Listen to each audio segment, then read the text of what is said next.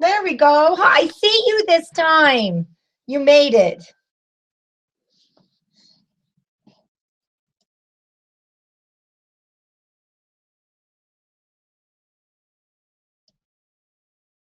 Okay, can you hear me this time? I can see you guys. So I'm starting to see people pop up. And so we'll wait for everybody to get back to us now that hopefully this will work. Hi, Ashley, you made it? Yes, I'm here. Oh, yay. Okay, did you post that new link? I did too once. Okay, I'm getting ready to. I'll post it again. Okay, thank you so much. You're welcome. I don't know what happened the first time. It just wouldn't pick anything up on my end.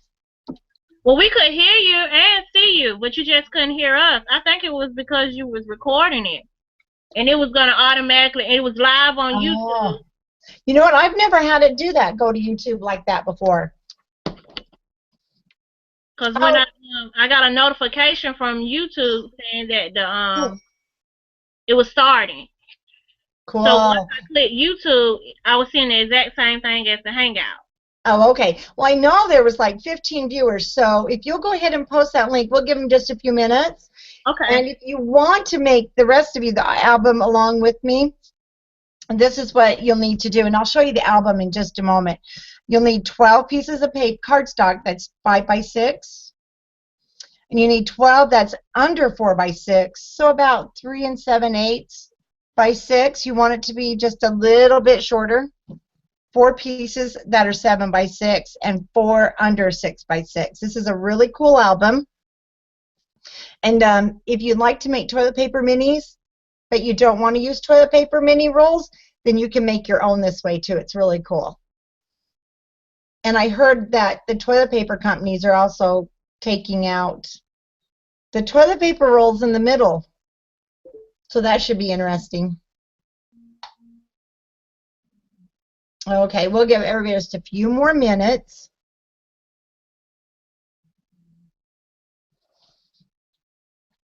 Is everybody crafting this weekend like crazy? You're not, or you are? I can see you moving your head again. Yes, you are. You're as bad as I am. Is your microphone out again? Okay.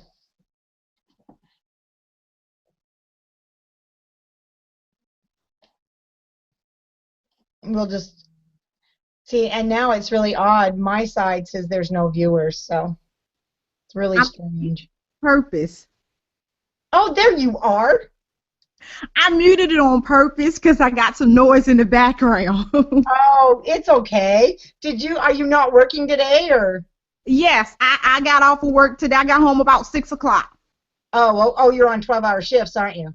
So no, I'm on 8, but after I left work, I had to do some ripping and running. So I'm trying to eat and listen. Oh, okay. Well, you go ahead and mute us out, and you go ahead and eat. Okay, and what we'll do is, like I mentioned, have you not had that baby yet, alligator? You do any time, aren't you? Yes. These were the pages, size pages for the pages that are in the album. Okay. And Ashley, did you make it back from Facebook? Because I don't want you to miss this one. Oh, I was on mute a moment ago. Yeah, she's late. Okay, when is your actual due date? Yesterday. Oh, it was? Yeah. Oh, wow. Well, maybe you'll go in labor tonight with us. I hope so. I'll bet. It gets to be hard at the end. Okay, Ashley, are you back? Okay, we'll give it a few minutes because I know Ashley wants to see the beginning of the book. And I'm sorry about the little glitch we had earlier.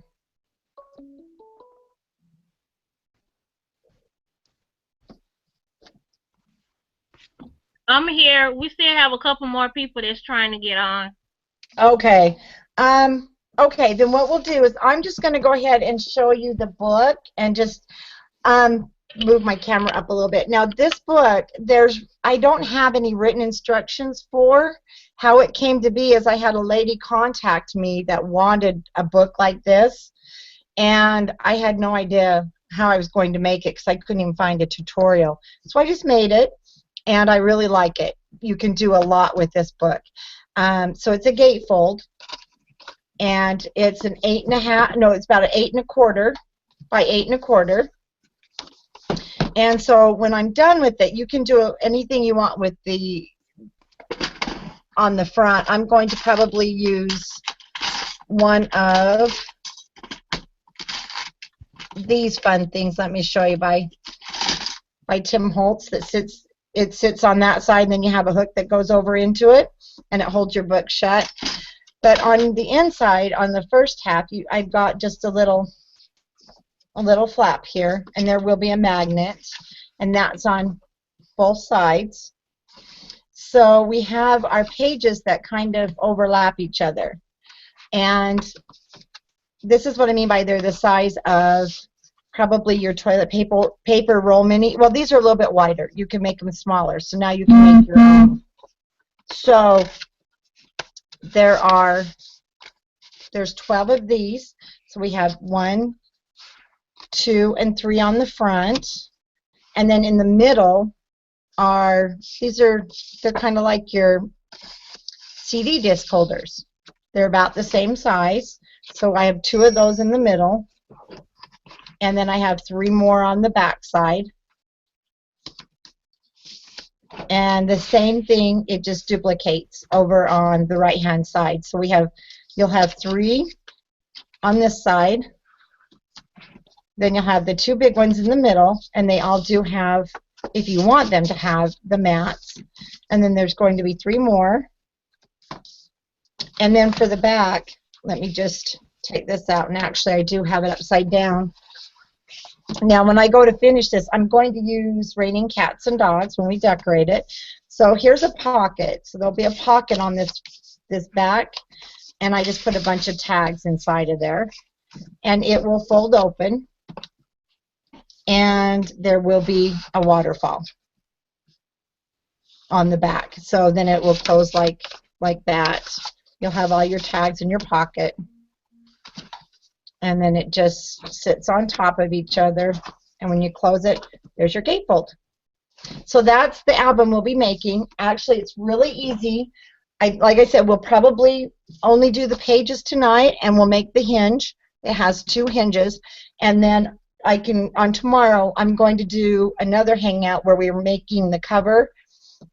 We'll make the cover to it, and then we can start decorating it. So if you have already cut pages, I know Ashley contacted me, so she was prepared. I went ahead and cut my pages, and I'll sort of leave this on the side. So you'll need 12 that are 5 by 6, and again you need 12 that are just a little smaller than 4, so about 3 7/8 by 6, and then you need 4 7 by 6 and 4 that are 6 by 6, but make it a little bit shorter, and I'll show you why. So I put one together, and what it is I put the score lines over the paper so that nothing will get stuck inside. So that's how that first one will look, and I'll make the rest with you, and then we're going to make 4 more of the 6 by 6s. Now when you make these, on mine, I'm not going to take the center out this time. See, this was the style where I took my circle, and then I just punched out where I wanted my notch to be, and then I punched it. But for this one, I'm going to leave them because I want to do tabs. I'm hoping to put tabs on my papers. And again, I'm going to use, let me grab it. I'm going to use the Raining Cats and Dogs. I haven't made anything with this yet, and I do still have some in stock. So if you do want some, I have the 8 by 8s and the 12 by 12s, and it's just adorable. So I thought that would make a really cute album. And I'm using black, but you don't have to use black. So if you want to use any other color cardstock, then that's great. And Ashley, oh, did you post that link then, Ash? There's still some ladies looking for it. Yes, I posted, but I can post it at the top again. Okay. You don't have to. I don't want you to have to miss anything. So let's go ahead, and I'm going to start with my 7x6s. Like I said, I went ahead and cut everything so you didn't have to sit through that. If you need the measurements, again, as we're going, just either holler out or put it in the group chat where you can type it, and if I don't see it, then somebody just holler at me.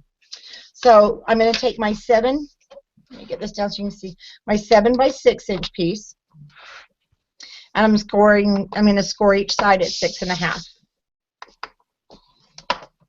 Just like that. So you'll have 4 of these. And like I said, I actually made 2 of these albums on one Saturday afternoon, so they go by fast.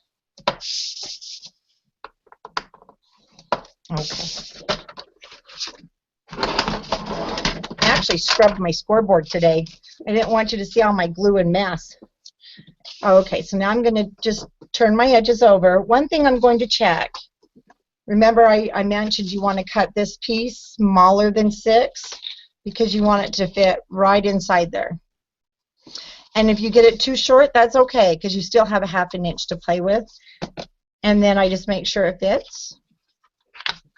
You can use glue if that's your choice. I'm using the 3/8 of an inch score tape. I love the 3/8 because it fits perfect inside of your score line. If you're not using a 3/8 and a 1/4, that's okay. Just make sure you're putting it at the edge. And I just push everything down. Now on this, you do want to cut that corner just a hair so it's not going to stick out. And if there's any glue or tape there, you'll get it off. So if you are gluing, go ahead and miter your corner first. Just like that. Now, your paper, if you do have it and it's a little bit, your top piece, if it's too wide, this will buckle. So you just want to make sure it's not going to buckle. I am OCD. Everything has to be so straight. And I just take one side off, turn it. I don't need my little picker. And there's your pocket. Now that's, once you get it made, just kind of find your middle, and that's where you want to punch your hole. Like I said, I'm not going to. I'm just going to go ahead and I want to make tabs on my raining cats and dogs. So, like I said, if you need measurements again, just holler. So it's 4 pages in this album? No, there's 12 pages that are 5x6. Oh. Yeah, you need 12 5x6s. Let's see. Yeah, you need 12 5x6s and 12 4x6s. And this is the 7x6, 4 of those. Okay, I got you. Okay. Yeah, it makes, and you know what? It makes it a lot of pages, and you don't have to use really a lot of paper to make this, which is nice. Okay. And I'm just going to cut my edges. Tamara. Yes. Right now we're working with the 7x6 and what else? Just the 7x6? Right now it's the 7x6 and then your 6x6 cover that goes on top. Okay. Remember, you don't want it to, you want this top piece to be just a little bit short of 6, so you could probably go 5 7/8 because you want it to lay nice and flat.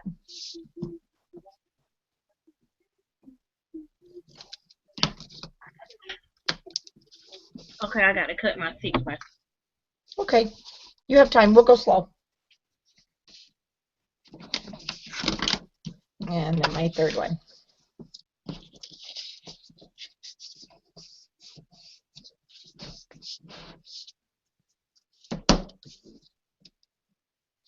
If you are making the toilet paper minis and you don't want to use your toilet paper rolls, then you would just you'd cut these. You can make your own toilet paper rolls by cutting those 3 or 4.5 by about 4, and then you just make them the exact same way we're making them, and they're the same size as a toilet paper roll. And because I know some people don't like to join swaps for toilet paper minis, they say it's gross, but now you can make your own.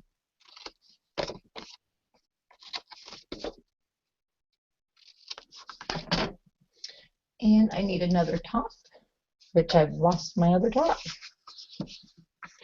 Okay, I'm going to have to cut another top. I don't know what I did with it. So,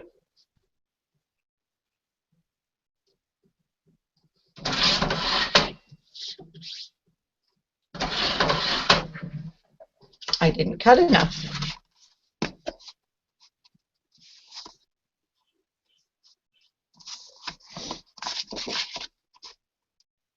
And then just try it. You may have to trim it down as you're working.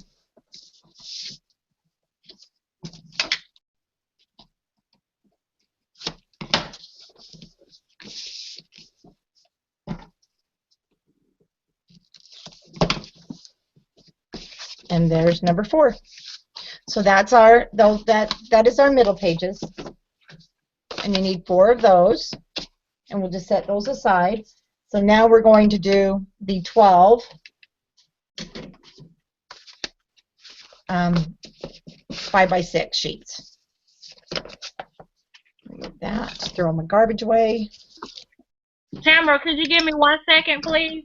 Oh, sure. Where are you at? I lost my score tape. Oh, I throw mine in the garbage sometimes. Have you ever done that?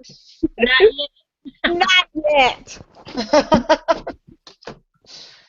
Or I'll throw my tools in the garbage. Oh, yeah.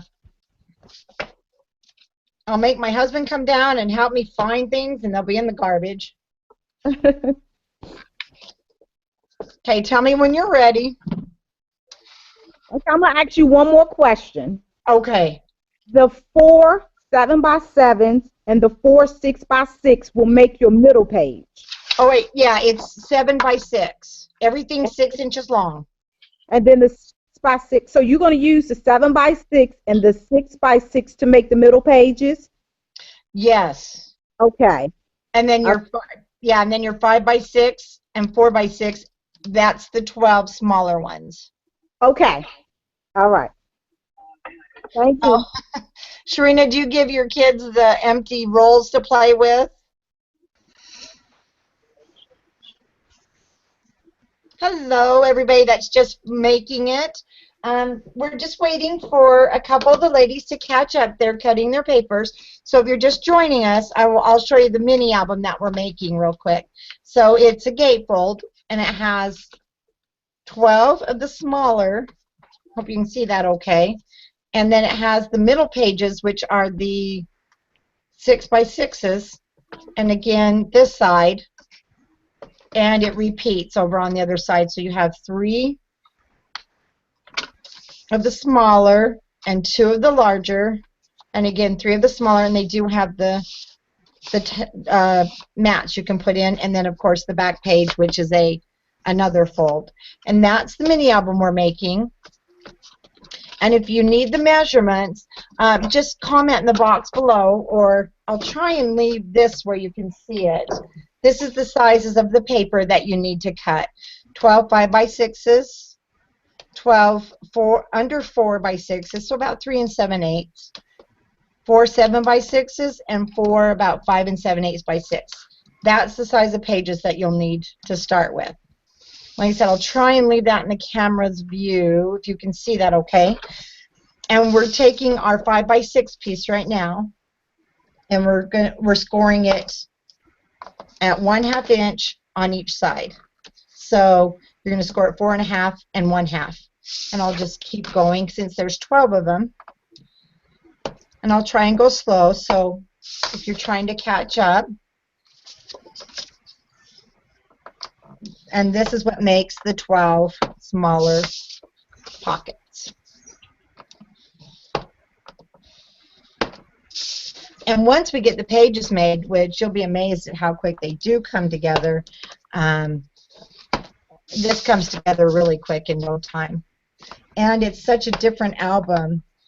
It's not your everyday run-of-the-mill just pages. I love it. So you're scoring on the 5-inch side? Yeah, I'm scoring at 4.5 on the 5-inch side. Yes, at 4.5 and 1/2. Okay. Yeah. So we're scoring down. Okay. And I usually turn mine. I don't like to score by that edge. Okay. I'm just OCD in some ways.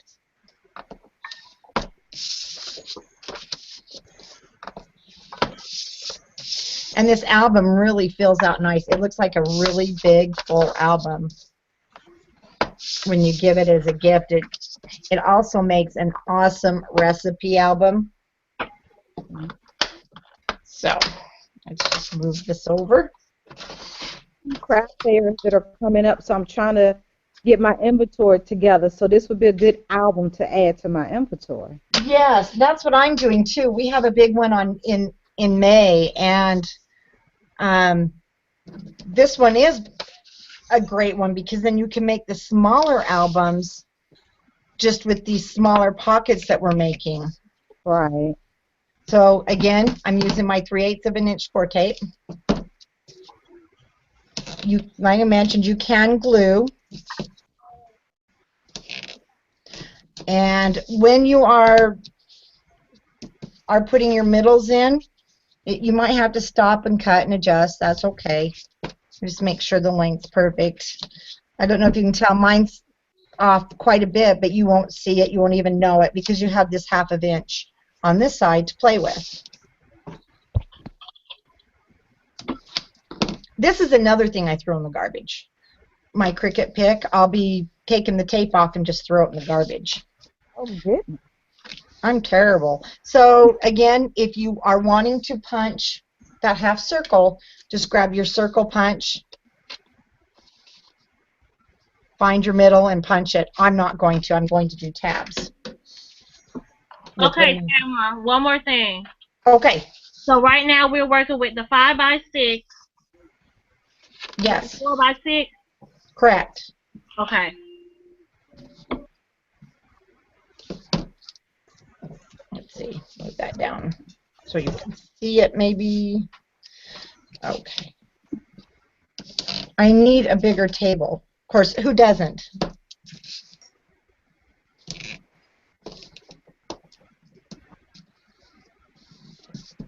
Yeah. Oh, you know one thing I forgot, and I'm going to regret it. I didn't cut my edges on that last one, but that's okay. This just makes it so the paper covers that edge a little nicer. You don't see it. And I do forget to do that a lot, actually.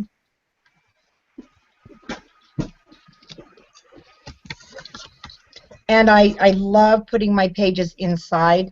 Have you ever made the albums where you have to, they tell you to put the paper on top like this? Yeah. I can't do it. I've tried.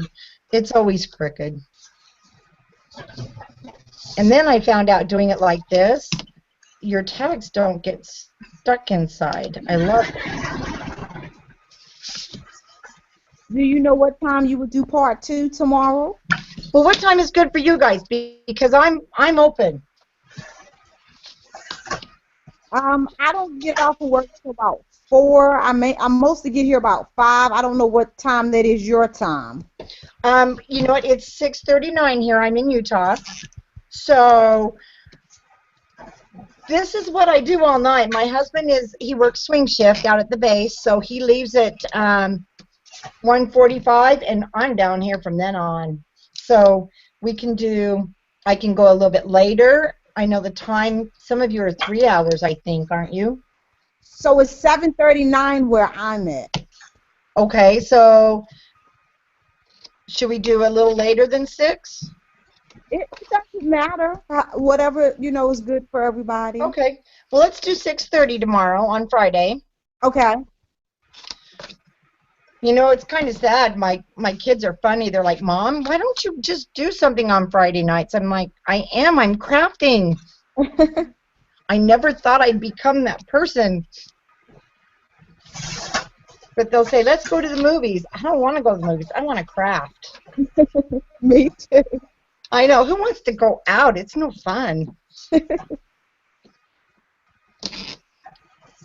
And then when my grandkids are here, we've actually finished their playroom. They have a table, they have their own little crafting corner, and they just run in, get all my scraps, cut up the paper, go back and play. So, hey, it works out great. It does. I even babysit because they love to just cut up paper. Oh, wow. Keeps them busy for hours.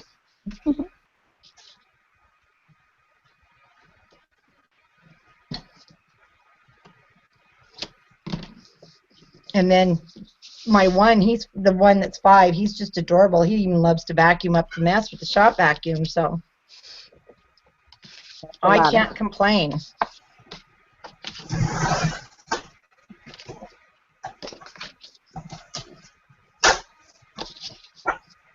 The cardstock that I'm using too, it's the heavy duty cardstock that you can buy at Hobby Lobby.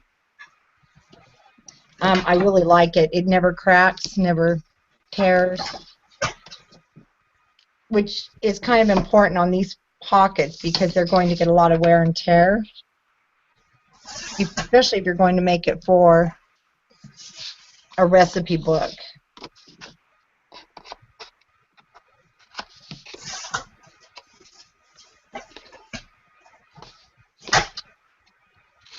You know, another thing, this would be a really cute book, is a quiet book. Especially during, you know, when we take our grandkids to church. I think I am going to make them one and stick the alphabet and different cards in there for them. They hate to sit there. Mm-hmm.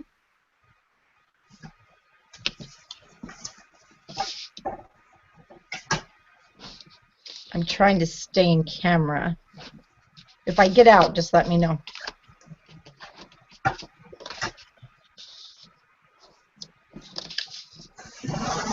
Tamara, how many times we do this 4 times? You do the big ones 4 times. Okay. And this 5 by 6 and 4 by 6, how many times? The 5 by 6, you need 12 of those. Right. And 12 4 by 6s. Okay.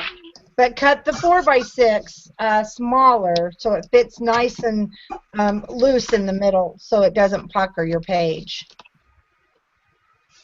Okay, because I'm just building one page and making writing down how many times I got to do each page.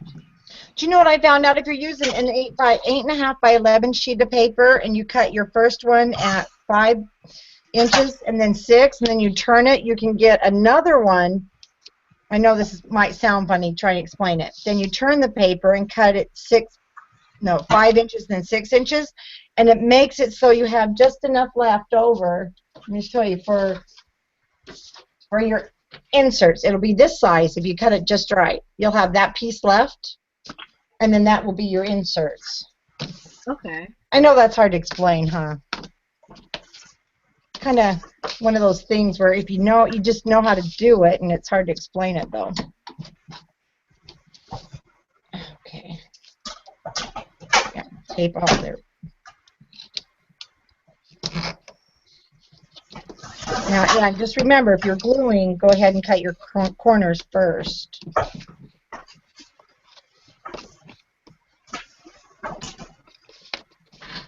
might scoot over a little bit.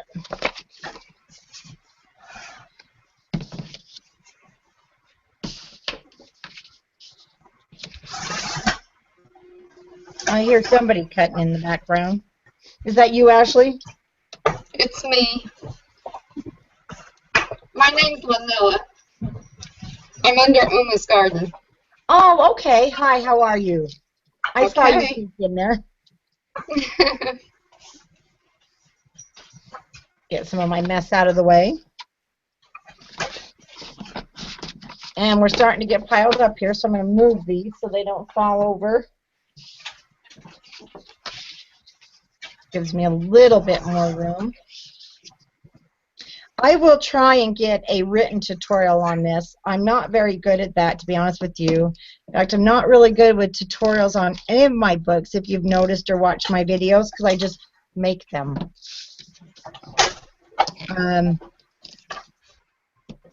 My husband tells me I should write it down, but I just start making it and I forget to write it down.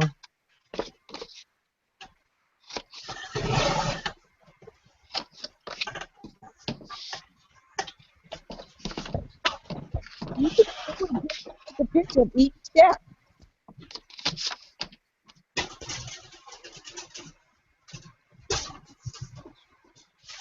Wait, Sharina, do you have a 3-year-old and a 4-year-old? Or just the 3-year-old? So I know one of yours broke their little arm yesterday, right?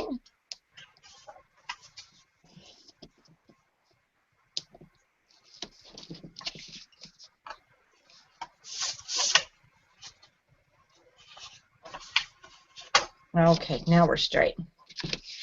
Sorry, that one didn't want to go on as straight as I wanted it to.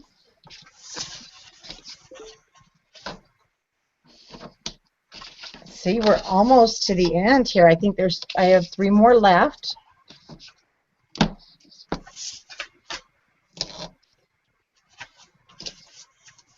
And then what's nice is basically you have your pages made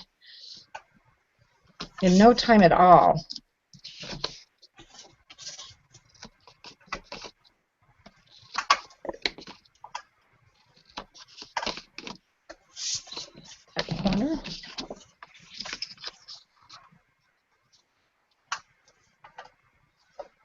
Oh, you have 5 kids. Oh, did she break her arm at school?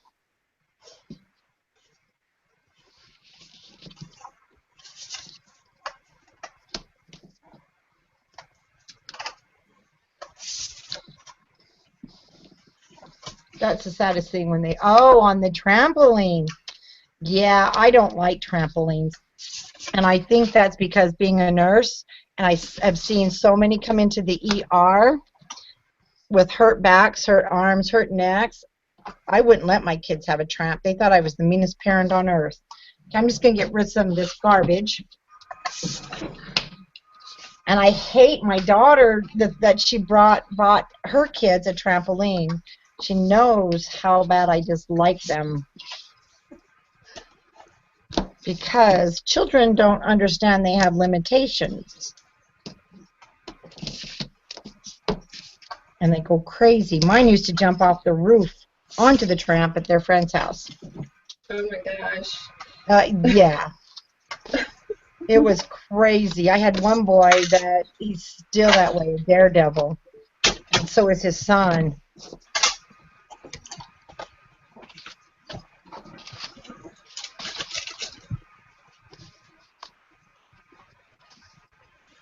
Okay, let me see. I think this might be my last one. So let me pull these back here and let's see where I'm at. So I have 1, 3, 6, 9, 10.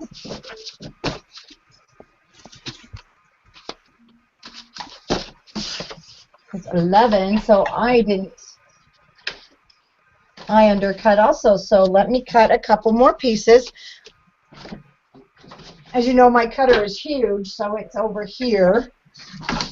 So I need to cut 2 more of the 5x6s. What kind of cutter do you have? I have, and I got it for Christmas. It was the best thing on earth. One of these. It's a doll. Can you see that? It's huge. Okay. And it has a permanent blade on the back, basically. I don't know if you can see that. I mean, it's huge. Right. And it was the only thing I wanted for Christmas. My husband got it.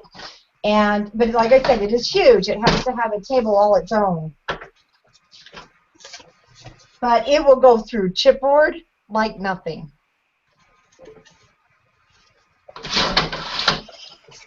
And it'll go through, oh gosh, like 4 and 5 sheets of paper at a time with no issues on the edges. Is there such thing as an automated one that will cut your papers for you if you set it to do it? I don't know, but wouldn't that be nice? Yes. I'll take that one. You know what? Maybe you should invent it for us. That sounds really expensive. Because you know what? That would be like the ultimate. Yes. And I'll bet it would sell well. It will, yeah. especially if it had a self-feeder on it. Yeah. Okay, now I've got to score my next two pieces.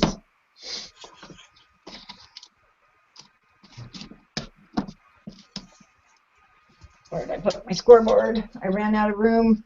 How do you lose a scoreboard, see?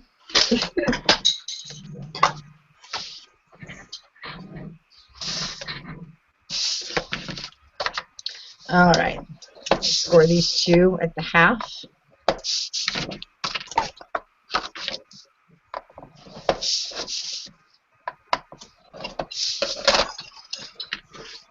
There we go. Now I should have enough.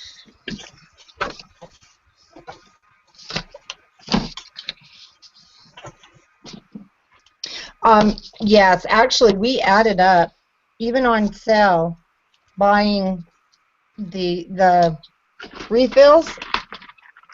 You can see I have a ton of them still, but I still use it. You can't really cut anything smaller than an inch and a half on the big cutter.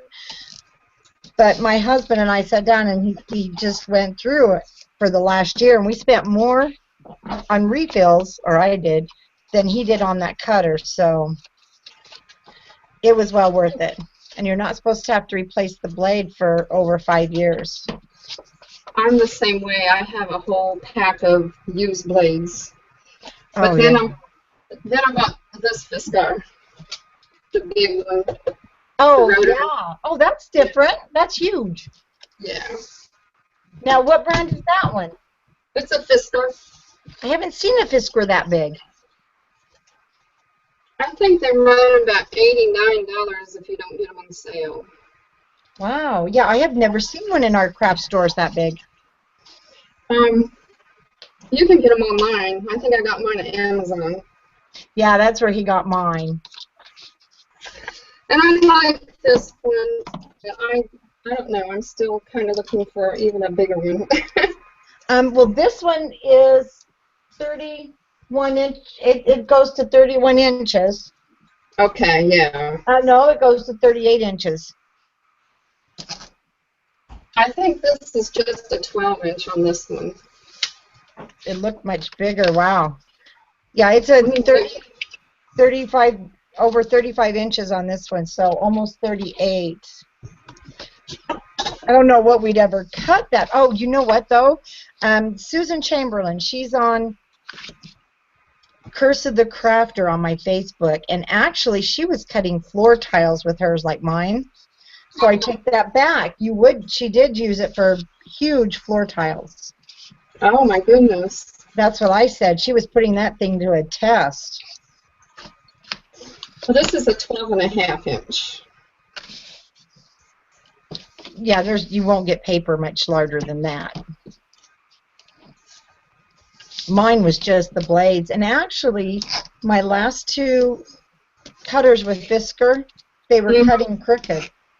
So were mine. I've never had one to cut straight, ever. Oh, really? See, I contacted the company, and they're willing to replace it.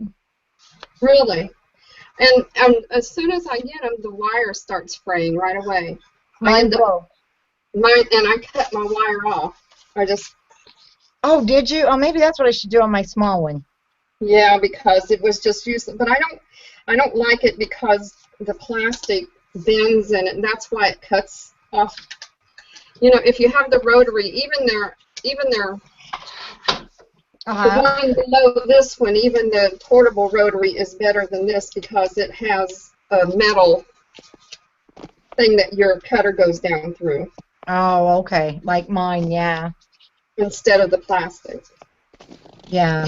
Well, after I did a whole album, and I thought I was going crazy, I cut the chipboard, and this thing was crooked. I couldn't get the paper to fit, and it was an order. That's the whole thing. If it was just something I was making, but I had to start all over, and I got a hold of Fiskar on Facebook. I was not happy. Right. But they said, well, we'll replace it for you, and my husband said, no, just forget it. And I should have caught on then that he had a surprise for me for Christmas, but yeah. 4, 6, 8, 10, 12, and my extra one that I did in the beginning, which is not a bad idea to make a couple of extra. So there's our 12, if you're making this along with me, and there's our 4. Now, do I need to slow down and if you're making this along with me and let you catch up? Hi, Kim. Hi. Hi, woman. Girl, I totally was like watching you, but I got behind. Somehow I was watching it from YouTube, and it wouldn't let me comment or do anything. I know, was, like, and I couldn't see you guys. I couldn't. So you can see this over on YouTube? Yes. See, I was able to earlier, but I can't anymore. Oh, that's really screwy, huh? Yeah, it would like not let me conversate or message you or any. I was like, ah. I was like, wow. Slow down. Well, I'm glad you found us. We're having fun. So, I have to read this because it's. Oh, so Serena, your 12-year-old jumps off the roof too, huh? Yeah, I had one of those boys. Okay, so do I need to wait before we go on to our hinge? Yes, no? Yes, wait just a minute. Okay. Kim, you said it's showing up on YouTube as of now because one person said she can't get in. She's international or something. There's 2 links on YouTube. There's one that's the right one and there's one that's the wrong one, but it won't allow her to communicate. I had to go back onto Facebook and find it that way. That's what I did. I went back to the mini and swap on the Facebook and found the second one. The first one didn't under work. the comments. Had I not gone to the comments, I wouldn't have known the new link. Well, mine just beeped. It says somebody just joined us because I see their ceiling. So no, that's been there. Oh no! Oh, that's Monetta. Oh, never mind. You'll see her hand in her head once in a while. I forgot. Okay, we'll just talk for a minute. Let me know when you're ready to go on. I'm really behind. You're probably just going to have to go on without me. I am too, because I didn't come in until a little while ago. Yeah, I'm like, whoa. Well, you know what is good is if you've got some of your pages already cut. If you have the pages cut, then you can finish them up tonight, but we can go on and make the hinge. Okay. So, let me put these aside. Put the measurements out again in case you're looking for measurements, Kim. No, I got those. Oh, that's right. Did you already give them the measurements for the hinge? Okay. You need, right now, what you're going to do is cut 2 pieces of paper, 8 by 8. There's 2 hinges. Okay. There's one hinge on your left side, and there's one on your right-hand side. But they only have 3 hinges on them, so you only need an 8 by 8 piece. We're still going to have to do some cutting on it. But for your hinge, oh, that's our chipboard. Go ahead and cut your 8 by 8 piece. Now, I want to wait till everybody's ready on the hinge, because if you need to, who has not made a hidden hinge? Yeah, I've made a hidden hinge before, yes. Okay. Yeah, I don't do mine with flaps on each side, but I'll wait. Ashley, do you need me to wait for a minute? So the 8 by 8, is it just cardstock too? Yeah, it's just a heavy cardstock for your hinge. And I know some of you are going to see the way I do a hinge, and you're going to say, but you're not reinforcing it with Tyvek, or you're not reinforcing it with cardboard. I never have, and I never will. I actually did a video once where I did a hinge, and I put the Tyvek, everything on there to reinforce it, and you can rip it because paper will rip. If paper is going to rip, Tyvek's not going to hold it on. It's too thin. I mean, if it makes you feel better, though, I don't want to discourage you, but I've made probably 100+ albums, and I've never had one person bring them back to me because the hinge had failed. So again, that's personal preference. That you can, you have to decide how you want to do it. And I've lost my score. Okay. Well, I'm going to do a big no-no, which is use this, but I'm going to use the side. I don't know where my little one went. But this is sharp, so if you are using this, just be careful. And we're going to make our first score at 1. Let me get this down. 1 1/4. So your first score will be 1 1/4, and it's just a typical half, half, quarter, half, half, quarter. Then we're going to go to 1 1/2. So you need a 1/4 inch right in the beginning. So 1 1/4, 1 1/2, and then you're going to go 2, 2 1/2, 2 3/4. Then we're going to do 3 1/4, 3 3/4, and then we're going to do 4. Whoops, and I got a little bit off. 4. Then we're going to go to 4 1/2, 5, and 5 1/4. And that's where you'll end. So we have 1, 2, 3 hinges. Can everybody see that okay on the black? And do that to both of them? Yes, we're going to do that to both. So, Tamara, could you call the measurements out again, please? yeah, start with an 8x8 piece of cardstock. And then we're going to do our first score at 1 1/4. And 1 1/2, and then you're going to score it at 2, 2 1/2, 2 3/4, and then we're going to score at 3 1/4, 3 1/2, and 4, and 4 1/4.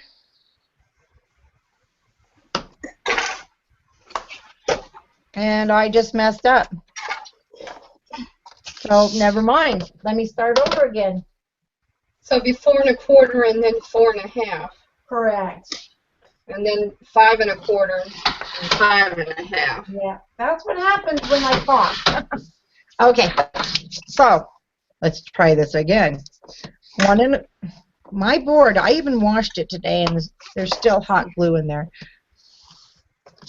All right, hold on. Let's use that for inserts.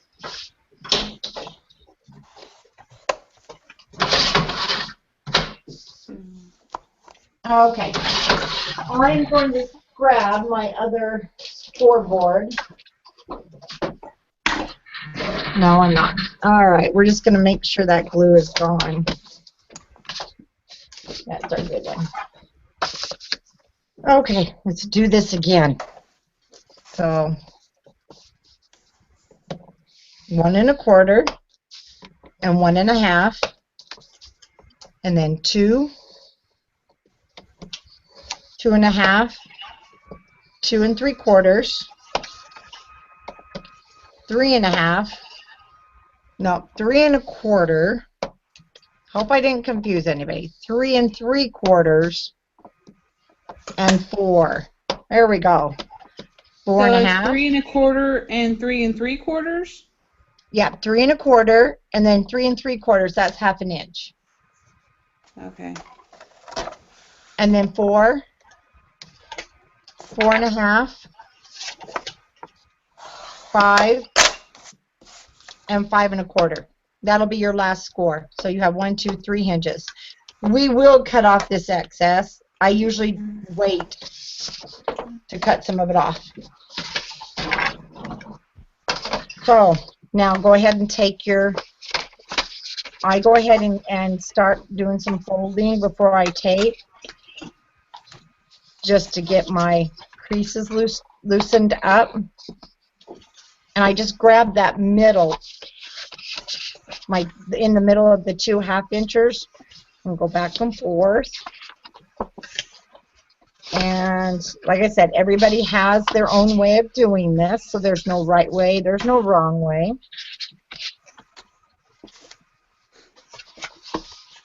And then that last 1/4 of an inch. So now you've got your 1/2 inches. That's where your pages will sit. Go ahead and actually work that crease a little bit. There we go.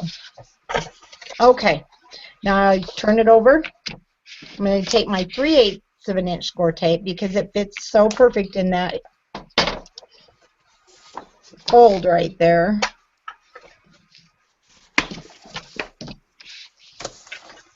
And I'll just kind of go every other one.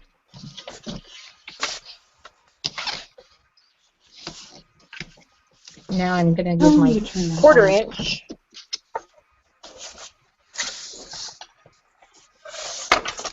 And the 1/4 of an inch, I'm going to start with this first 1/4 inch and just put that right between those score lines.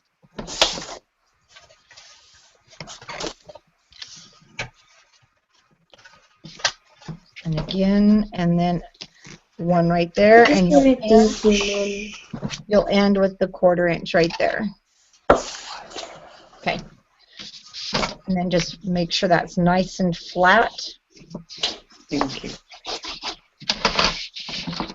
I turn it over and see how the tape sticks out. I like to cut that off. Now, what's neat about this is you don't have to worry about your page actually fitting super perfect because we're going to cut the hinge. So on your 1/2 inch, go ahead and take off the 1/2 inch tape or the 3/4 of an inch tape that's on your 1/2 inch hinge part. So it'll look like that.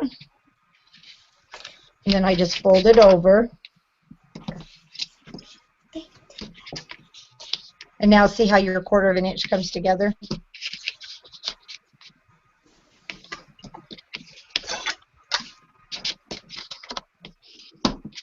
And the third one.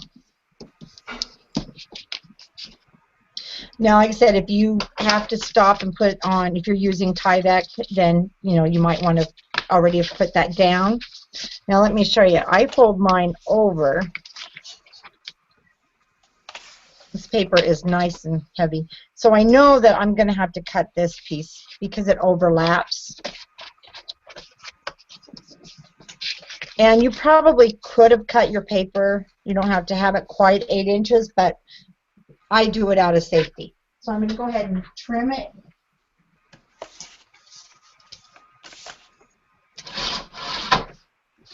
And I don't really trim this big long one yet, so I've given that a good trim to make sure it'll fit when that folds over, and it won't. Let me take a little bit more off. Okay, make sure when it sits there, you want that to fold over. So I'm going to remove my 1/4 inch now.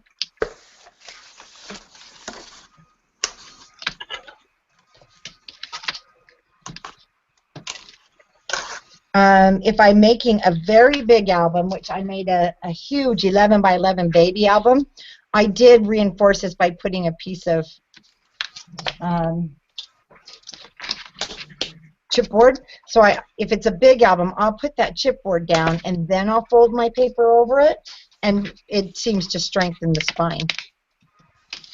Okay, so that's going to go straight down like that. Now here's the front. See, how small it is because you only have 3 hinges. So now I just fold this over and I'm going to mark it.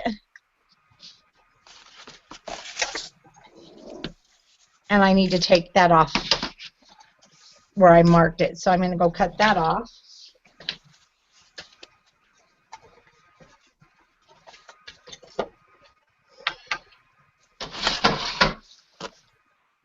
And so that leaves me with that, which will fold over.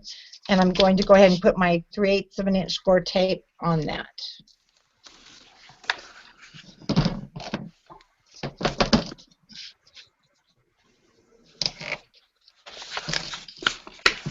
And I'll put one right next to the fold. sure that's down.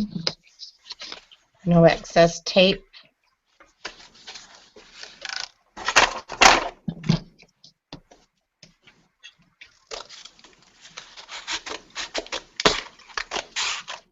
That one off, and then I just fold it over. So there is hinge number 1. Now on the back side, I'm going to completely cover it in whatever, well, if you're gluing it, of course, don't cover it yet. I'm just going to use my score tape and get the little guy to lay flat. There we go. And I'm going to cover it, or you can use 1/2 inch or whatever size you're accustomed to. Now, just before I put it down, I don't want to overlap my tape, so I will put another 1/4 inch piece probably down the middle when I get ready to put it onto the book spine. And I'm going to now go ahead and I'm going to put the tape on my hinges because we have to do some marking and cutting on our hinge so that we can get 3 pages here, 2 in the middle, and 3 on the back.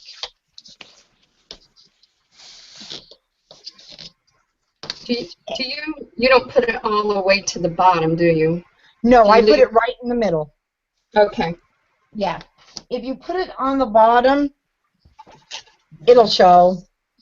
Okay. But I have found if you take a little bit of cornstarch, well, not cornstarch, I take that back. That turned it white. I put cornstarch on my finger and then rub it where the score tape was, and it takes the stickiness off. Okay. So That's it's good to not know. the end of the world.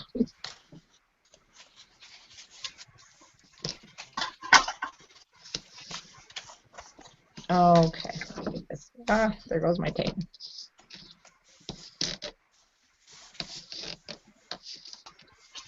Okay. So once the tape's on, before I do any cutting, I'm going to go ahead and do my other hinge. That way, if you're still working on it, you'll be pretty much caught up. So hinge number 2, again, I'm just going to fold it and work those creases.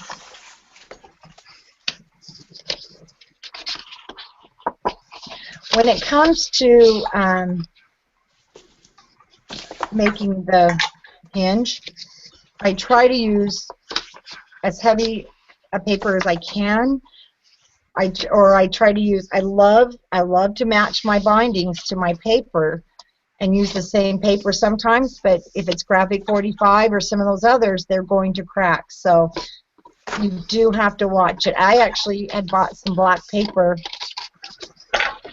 from Michael's that was on sale, and the darn stuff cracked. I don't understand it. I don't know if they've changed their paper or what. In fact, I used it on this album, and you can see I've had to glue it. It cracked. Everywhere it went on a crease, and I've never had it crack, but this was like, I just bought this paper from Michael's a week ago, and it's cracked all on my edges. So I was really... That's interesting because I've heard girls talking in other groups that never to buy it from Hobby Lobby, always buy it from Michael's. Oh, really? And you know what? Let me show you. This is what I buy from Hobby Lobby. Mm-hmm. And that's what I buy too. And I have in fact, oh my gosh, this craft cardstock, you Right. can't tear this. I mean, it doesn't tear. And they're black, heavy duty. Right. This is what I'm using.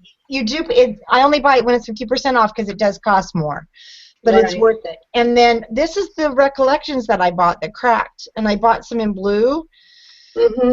And like I said, I don't know if they've just now changed their paper or something, but the black cracked. Both of the albums I did, I thought, okay, it's got to be me. It's something I'm doing, but it cracked. It might have been the the cardstock. They could have did something inferior with it. Maybe not all the time, but that batch might have been. That's true. So I'm using Recollections right now, and it's not cracking. It's not. Yeah, mine did, and I was really. So, I didn't see what you were using for the scoring. When I was using a 3mm stylus, it was cracking more. When I'm using a 2mm stylus, Oh, you mean the crack? one of these? Yeah, I'm using the McGill.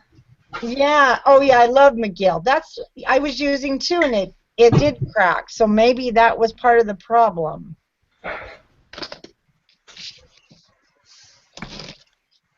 There's nothing worse than getting to your cover and then having it crack when you're at the tail end. I was like really bummed, but I found that, excuse me, see, you can still see where it's cracking, but I've taken some glue. Mm-hmm. And it helped it lay down a little bit, but it's just cracking everywhere.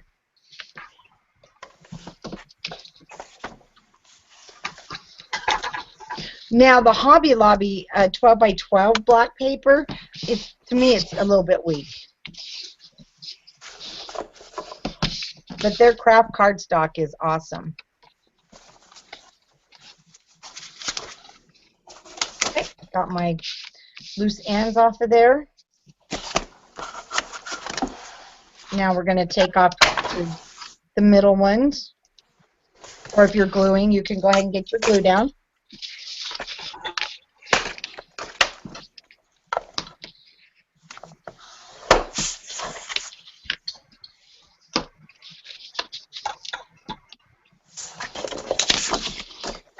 And I know this is the part of the book that I always dread. It's like, oh, I've got to make the hinge. But this one I don't mind because they're small. I don't know why I dread making them, but. Okay, so now I'm going to cut off my edge a little bit.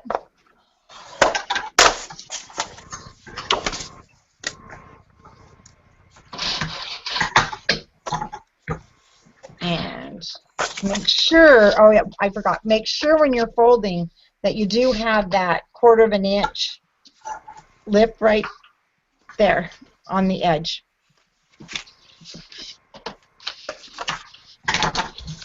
Okay, let's take off middle tape.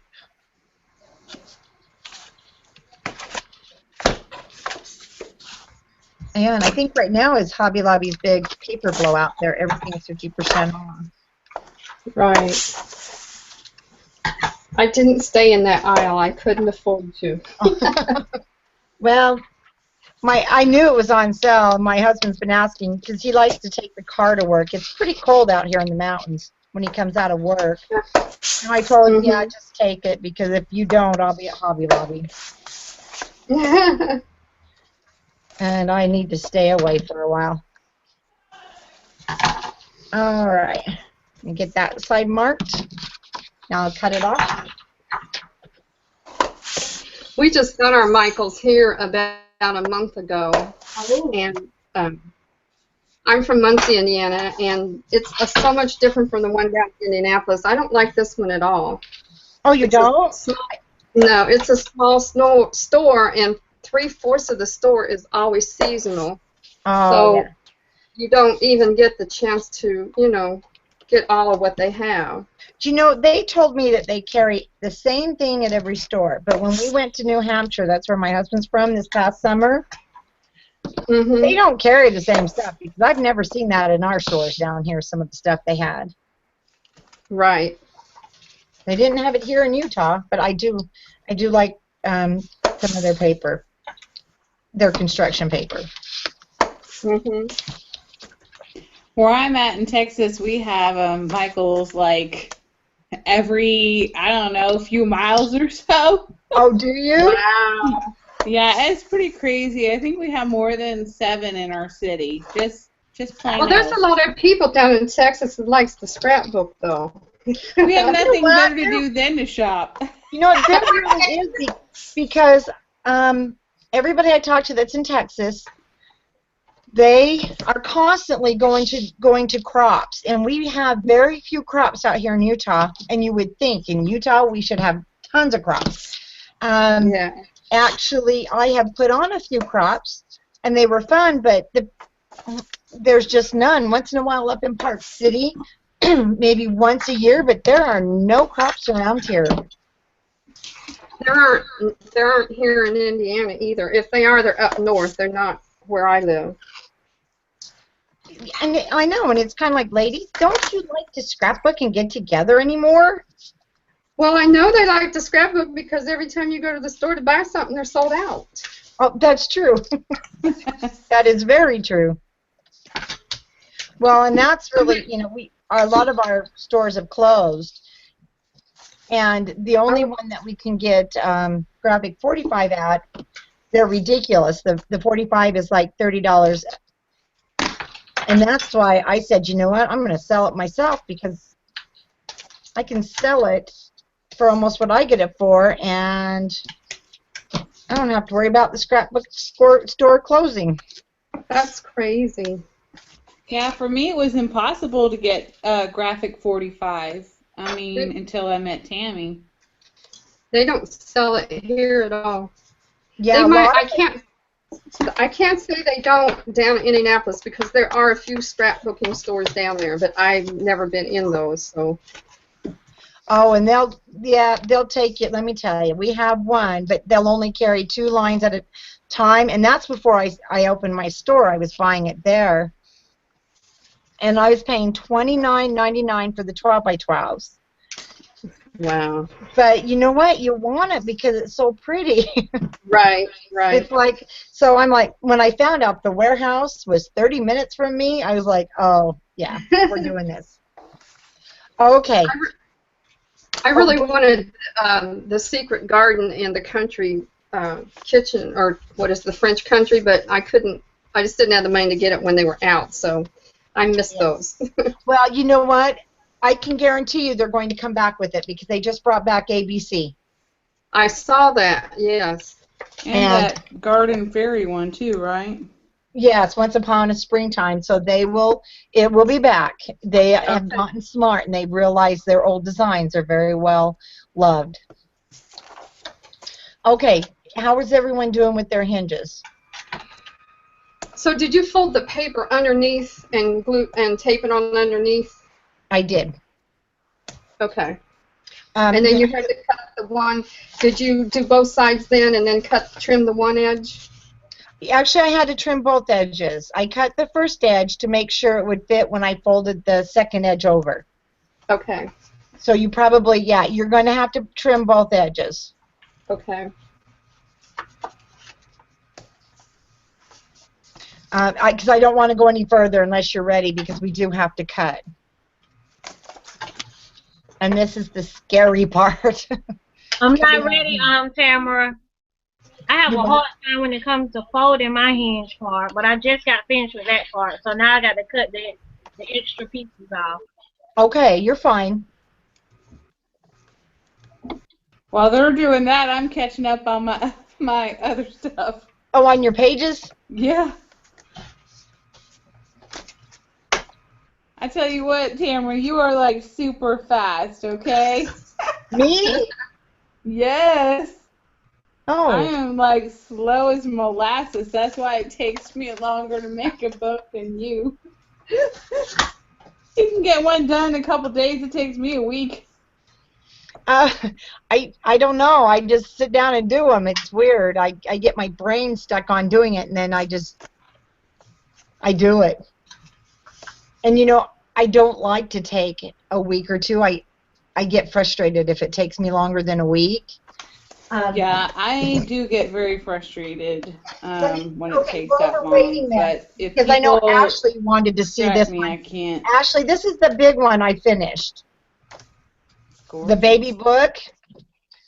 So I'll show you this while we're waiting for everybody to get caught up. Camera before you go ahead. Okay, when it comes to putting the score tape on the back, you put it on the 1/2 inch part, correct? Oh, you're still on the folds, aren't you? Yes. Okay, yes. You're going to put it on. Here, I've got that piece I messed up on.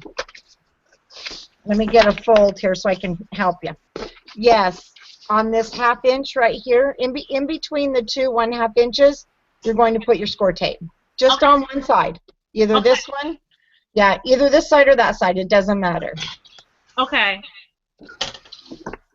Anyway, I started this huge album, and it was taking me longer than I wanted. And, well, Kim will tell you, I ripped the cover off last night because it was like, I don't want to keep doing this. I need to get it done. If I don't do them in 3 days, I get flustered. I don't know why.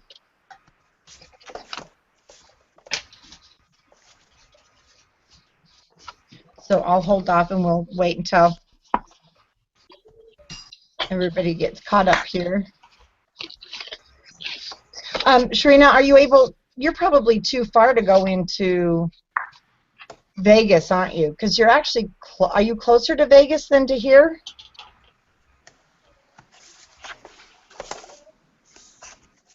Because Cedar City's like 5 hours, I think, from Layton. It's been a while since I've driven. Oh yeah, so see, you are closer to Vegas. We lived there. We were stationed at Nellis. I don't like it. After being stationed there, and we never went to Vegas. We stayed up in Henderson. Okay, I have a question on the hinge. Okay. This is different than what I've usually done because I've usually done the wings. So I have the 3 little flaps or whatever you call it, the little hinges. Okay. So you have a 1/4 inch. So I just cut off at the No, don't cut your 1/4 inch off. So you need to have your 1/4 inch. So I have my 1/4 inch tape, so I just cut alongside it. Yeah, well, yeah, just cut about, I would say, another 1/4 of an inch off, because when you fold this, you want it to be able to fold this piece. Oh, I leave the flap on? Yeah, you're going to leave a little bit of a flap on, but you're going to fold it back, and it will tape and become this. Oh, I didn't see that. Okay, here, I can do this one. I cut mine down to about 3/4 of an inch on both sides.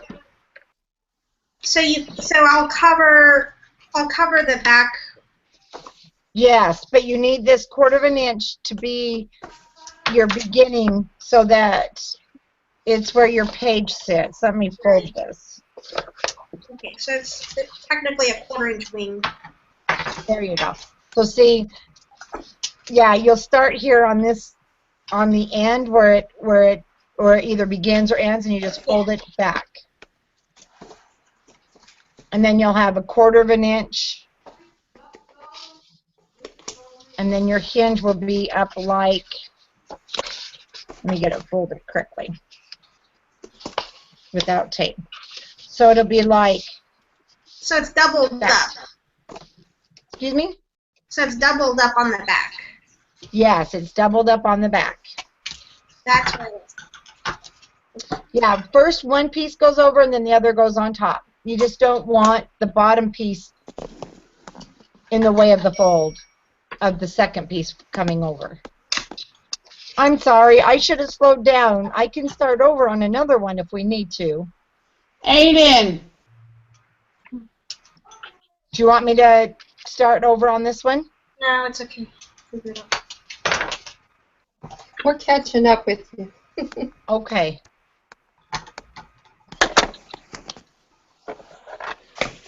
Yeah, and if somebody has one where they're at that point before you fold it over, if you can hold it up to your camera, the ladies can see that.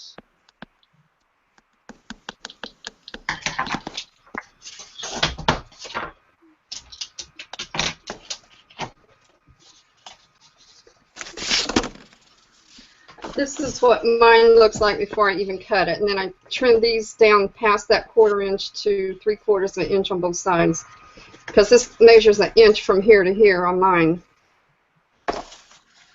Send her in the camera just a little bit more to your left. No, to your right. There we go. There we go. Okay, there's what the back will look like before you fold it. This is the front. I haven't got the tape on the front yet on this one, but I trimmed these down past the 1/4 inch to 3/4 of an inch on both sides, like this one here. I've already started to fold this one over. And now I'm going to get ready to fold this one over on the back there too. And it'll cover your, when you take off, you know, your 1/4 inch, are you using a 1/4 inch score tape on the 1/4 Yeah. inch? I'm using 1/2 inch and 1/4 inch. Okay, yeah, you're doing it right.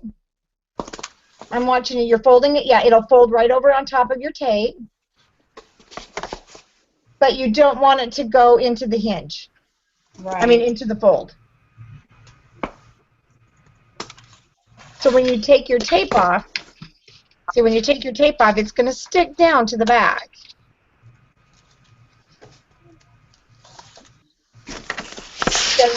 Does it reach your other fold?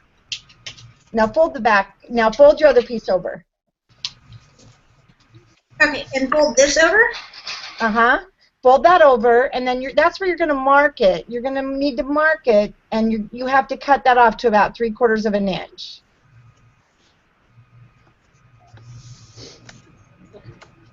Did I totally confuse you? Yeah. I'm sorry. Okay, yeah. Once you take your tape off. Okay, take that tape off. So here's mine folded over. So then we need to put score tape on the bottom of it after we folded it over? Yes. Okay. Ah. I know. I'm different. I'm sorry. I've seen some other people do this, and I've been wanting to try it, so I'm glad I'm able to do it. I did it one time because I had to tear a book apart. Okay. What happened is one of the pages, I ripped it when I was working on it, and I know this is black. So my hinge actually sits perfectly on my chipboard. Well, when you do it with a flap that extends about an inch under your paper, I had to rip off all the side paper, and then I had to rip off the other side paper and then the hinge. This way, if there was absolutely a problem, I could just actually take my utility knife and cut that off. Okay. And then I could put a new piece of chipboard down. That's why I started doing it that way, because I didn't like tearing apart the whole front of my book. Right.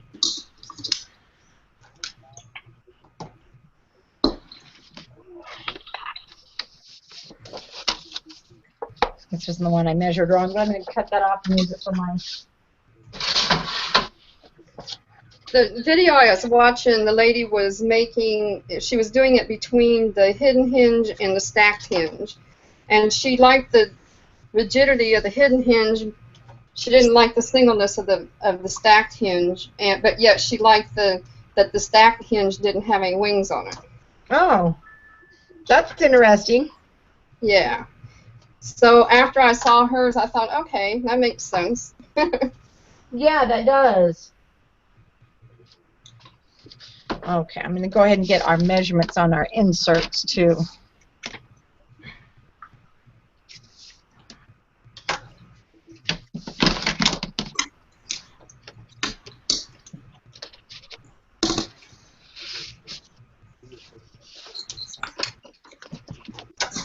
So, Tamara, Yes. when it comes to folding the back piece over, are we overlapping? Or are we just cutting it short enough, overlapping? It will yeah, you want it to overlap.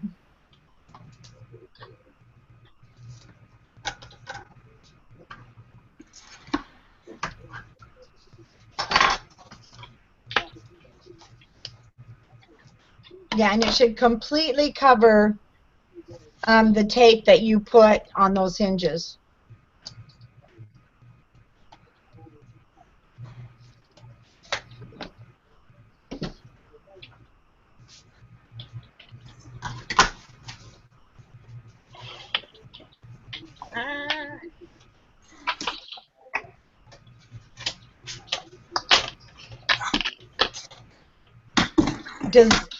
Does everybody else use Tyvek or Tyvek? So I was using the envelopes from the post. You know, I don't use it either. I don't really.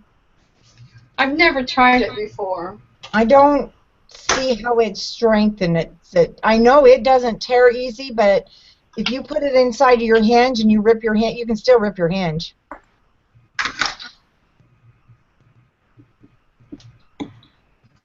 I'm one of those type that when everybody tells me to try this, I try it, but then I see if I can destroy it, because I know my grandkids are going to destroy it. That's true.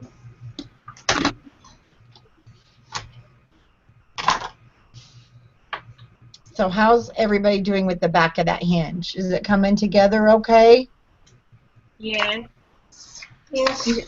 Getting my second one done. Okay.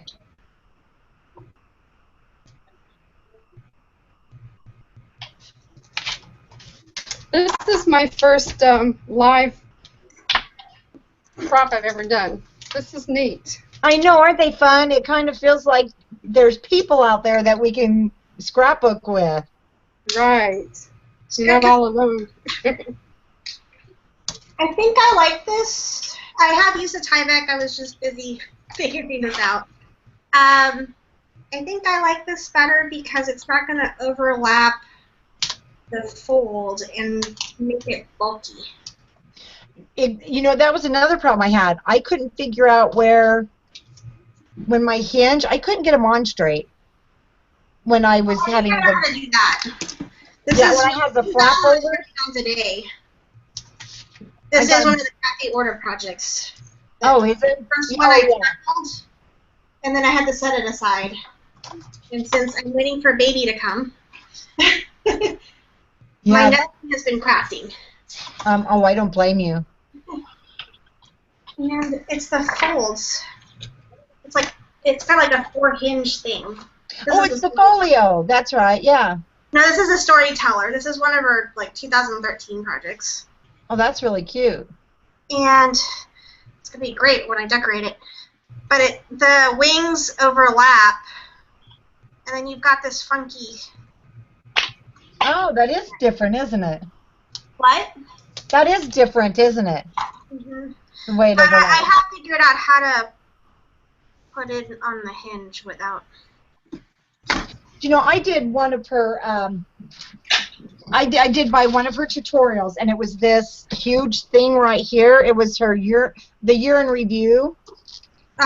And that's right. You're right. See how it is, and it's crooked. I don't know if you can see, but the wings there. Let me get it up there. It's so big. See how it overhangs and it's crooked? I couldn't get the darn thing straight. Oh, I got mine straight, but that's because I'm using the quilting ruler. Oh, that's a smart thing to do. I did it in pencil, and I was doing little crosses. Oh. So, yeah, mine's perfectly straight. She has really long time. She has some really good ideas, but if you are an adult who has ADD, truthfully, I get lost. I'm doing it my own way. Because sometimes I think she makes things a little bit longer than I have, so. Yeah, I think she makes things too difficult for me. I like that. See, I like. Since I didn't have any experience with this, I actually like her tutorials. Oh, no, her tutorials are good. Yeah, she does excellent at writing those. And then you can expand in even her videos or live classes. You can figure it out yourself later if you have no clue what you're doing. I'm impatient. When I see something, I want to make it now. And that's my problem. This is the only thing that I've done of Kathy's. I started this paper bag. It was the Tim Holtz distressed picture album, and it has the flip up that comes up like this. Oh, that's really neat. And see, there's the hidden hinge there, and then there was all kinds of things to go in it. Like there was the flaps. Oh yeah. The cards to go in with that, and then we did the matchbox. Oh, I forgot what I was doing. That come out like this. Oh, that's neat. Yeah, and I haven't finished it yet. I started because I haven't got the covers or anything on it yet, so I need to finish it up. Does she have you make it like that and without the covers? Yeah, the covers is the very last thing you put on, because you can add as many pages to this as you want. Oh, that's really cool. Just keep adding and adding and adding, and then when you get to where you want it, then you put the covers on at the very last. Oh wow, that's creative. Yeah, she is very, very, very creative. Oh, so is Laura Dennison. I love Laura Dennison. She's a sweetheart too. Who are we talking about? This thing keeps crashing on me, so I have Oh, to. I wondered where you went. We're talking about Laura Dennison and Kathy Orta and her neat designs. But if you're ADD like I am, you're efficient to follow along. You can relate, Kim. Yes, I'm very ADD. Yeah, these PDF tutorials, I'm like, I ain't got time for that. Yeah, I'm that way with sewing. I just want to do it. I mean, I have a lot of people ask me to do the tutorial for the Halloween album I made, and I can't do it. It's too long. I want to. It's not like I'm trying to avoid it. I just...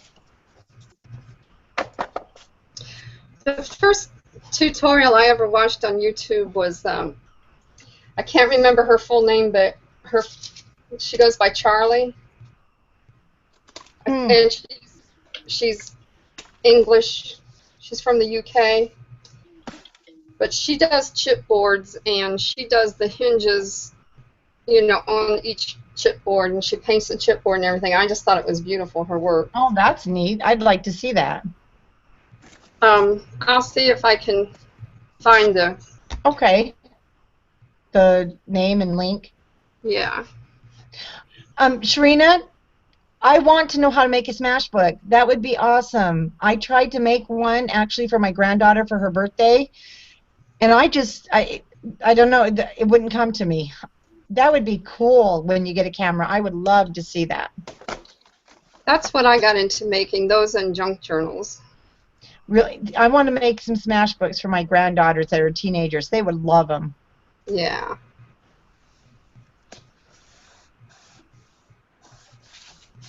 I love junk journals.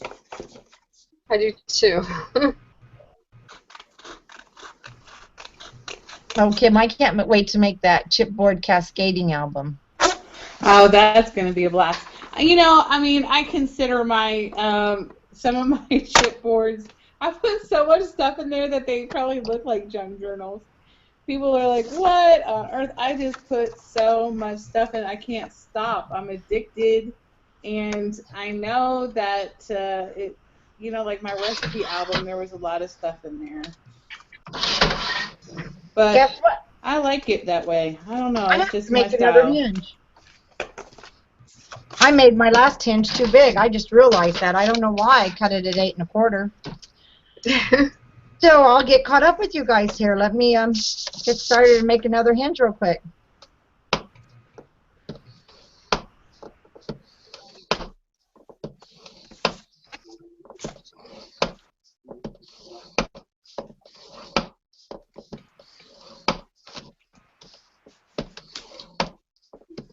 I'm still putting pages together. Well, I'm going to be right along there with you. I'm glad I put those up against each other.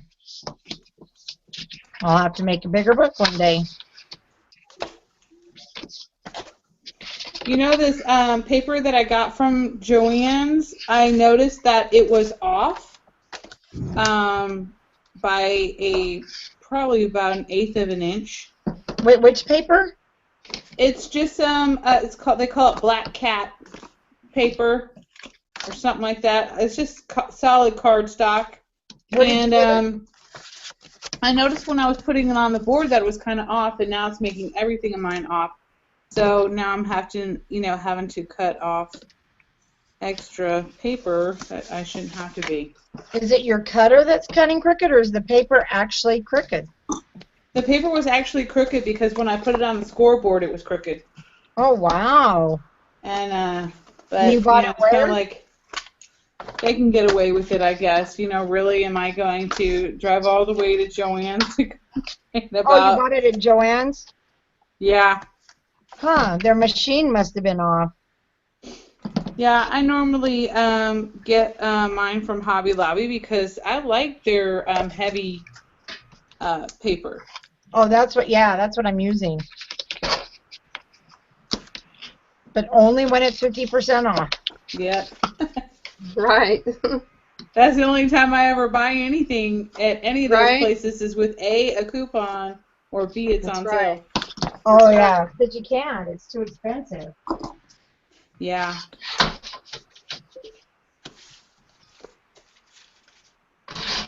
You know, we're trying to sell these. We want to try to make, at least some profit, because we can't really sell them for all the hours that we put into it either. So, 'cause I then know, it'll that's be what like hundreds of dollars. I try to get my husband to understand this, because he'll say, "You're only charging, $65 for that." Well, you put in so much time, but honey, I don't really count that time because it's away from you, so we're good. No, I'm kidding. I don't mean that, but I love him dearly.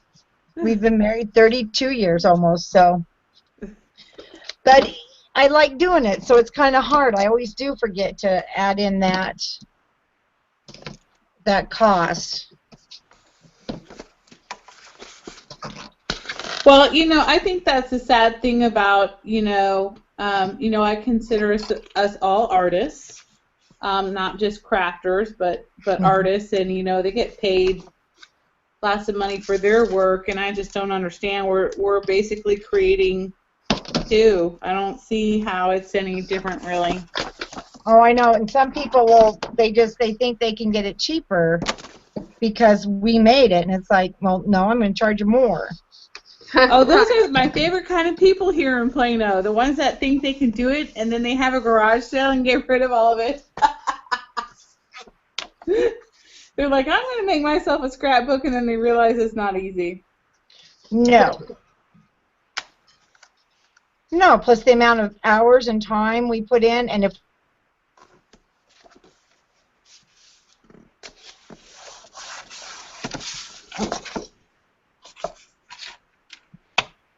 like, for me, I like the idea of the crops, but we've talked about this before. I don't want to spend that money going to the crop. Why not just craft at home and then use that money and buy myself more crafting stuff? This is my theory.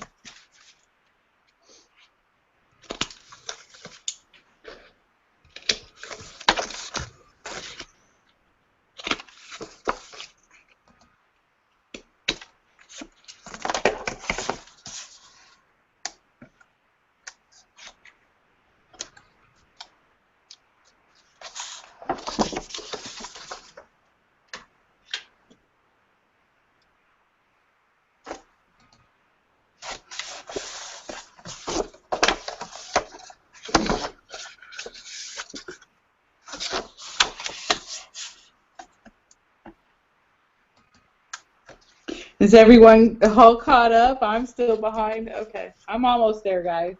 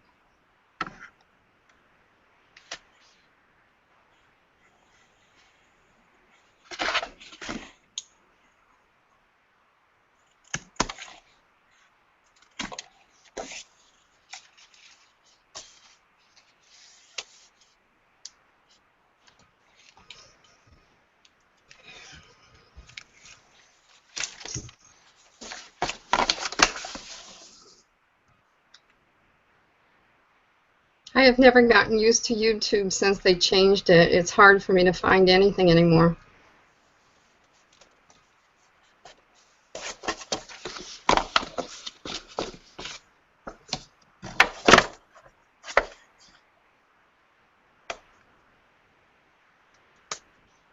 I just type in the search.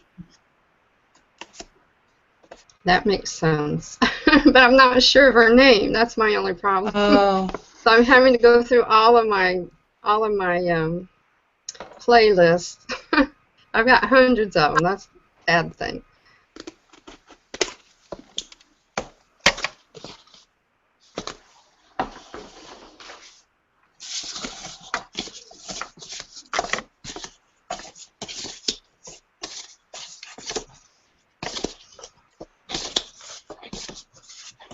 Can you do something like how to bind a chipboard mini album? Maybe that'll come up for her.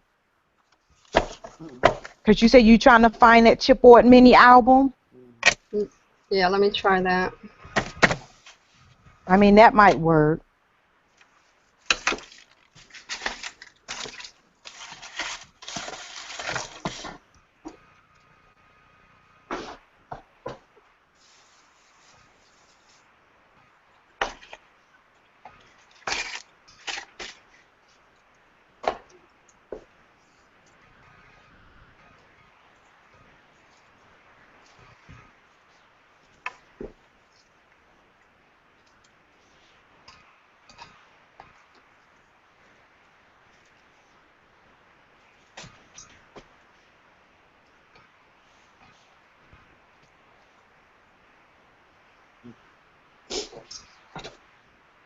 Is Tamara talking? Because I don't hear anything.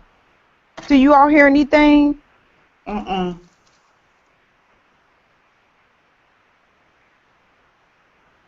I don't. Because she looked like she's doing some scoring or something. Tamara, are you there? Hello? I think she might have muted it on accident. No, it's muted because I can see other people that have muted. I don't know.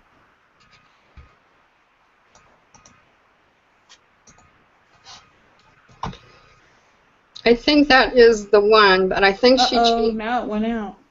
I think she changed her name. Her computer has frozen. Oh, okay.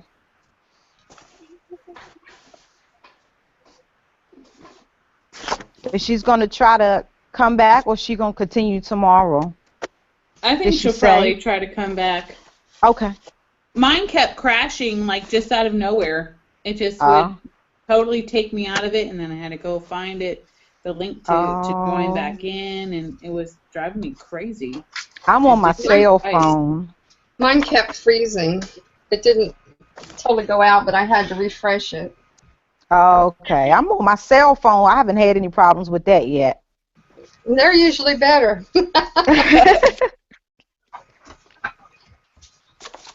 My cell phone, do you have an iPhone or an Android? I have an Android. I have the Samsung.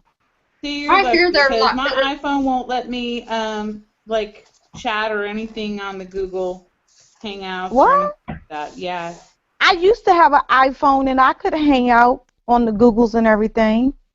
Maybe it's your settings or something. Wrong. Oh, you know what? I know what it is.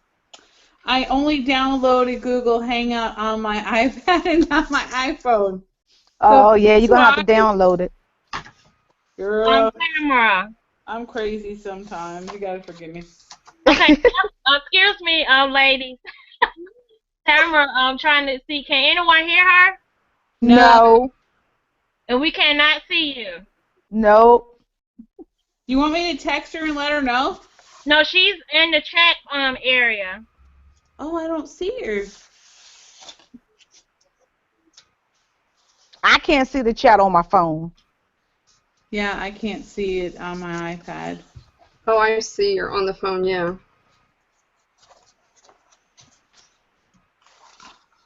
But we can't hear or see you, Tamara.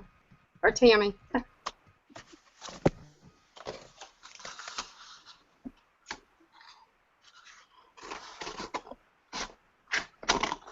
She says she can hear us. She just can't see us, or we can't see her or hear her. Hmm.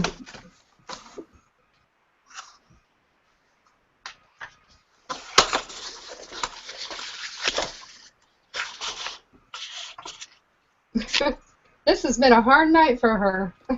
Yeah.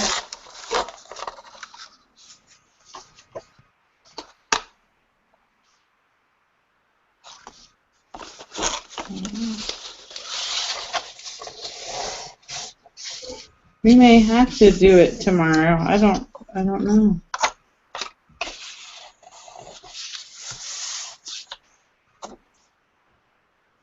Oh, she left the call. I think she's going to try to get back in Yeah. like I did.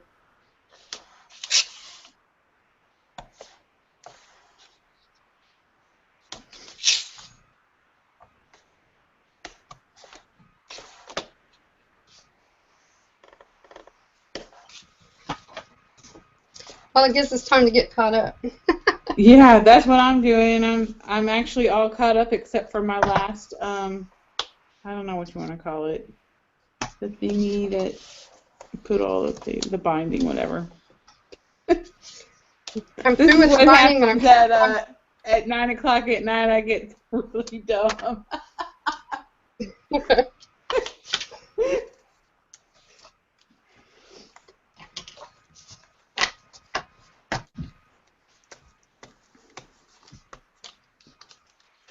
Like, Tammy can do, stay up all night long. Me, I get up at 4 a.m., and that's when my day starts. What do you do? Nothing. I cry. I just only sleep about 4 hours a day. I think it's part of the ADD thing. I just always think there's something going on, something I got to do. Right. I get about 5 hours sleep. That's about it. I'll stay up till about midnight, and then I wake up about 6 o'clock. If I'm lucky. If I don't wake up before then. I'm going to try texting Tammy and see if she's going to get back on. Let me see.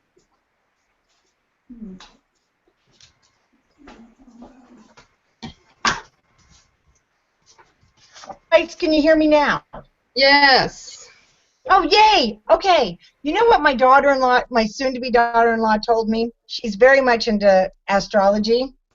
She said our technology, whatever, is on the cusp. And so everybody's computers and whatnot are not going to work right for the next 2 days. I think she's right.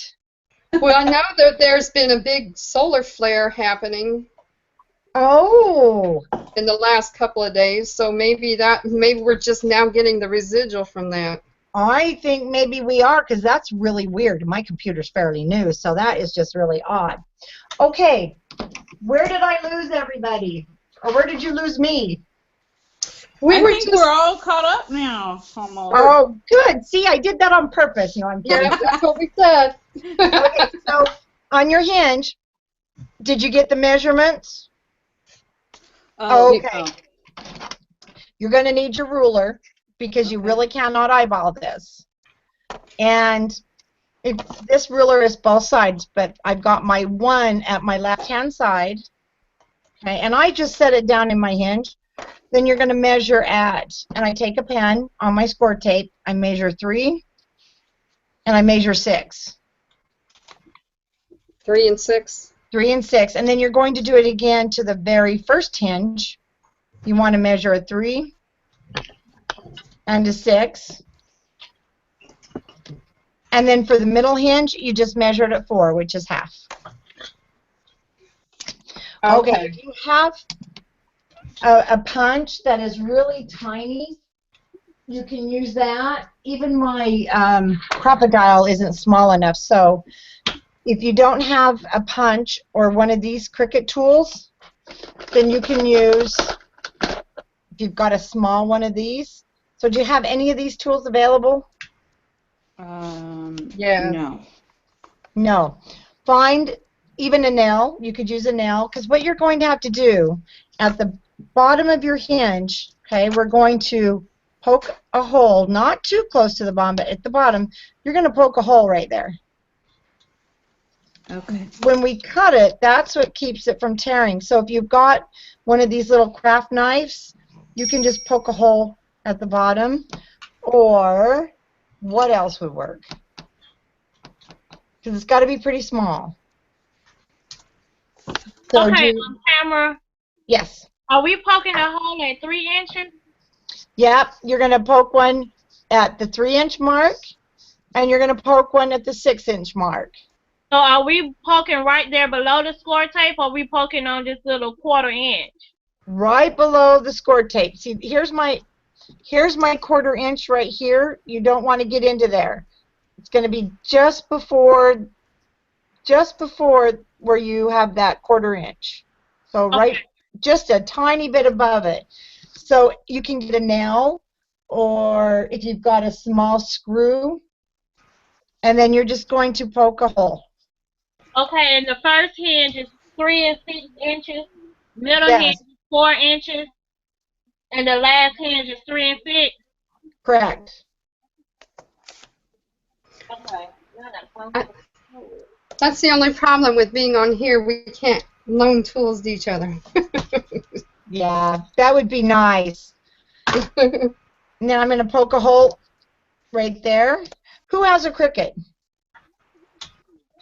Because this tool came with my Cricut. Oh, I yeah, got one I've with got my one, but it didn't silhouette. come with that. But you can buy them. And I'll tell you what, this has been worth the money, but it is very sharp. You will kill yourself with it, let me tell you. But for getting tape off, for picking hot glue off of things, I don't even use it for the Cricut. I use it strictly for everything else.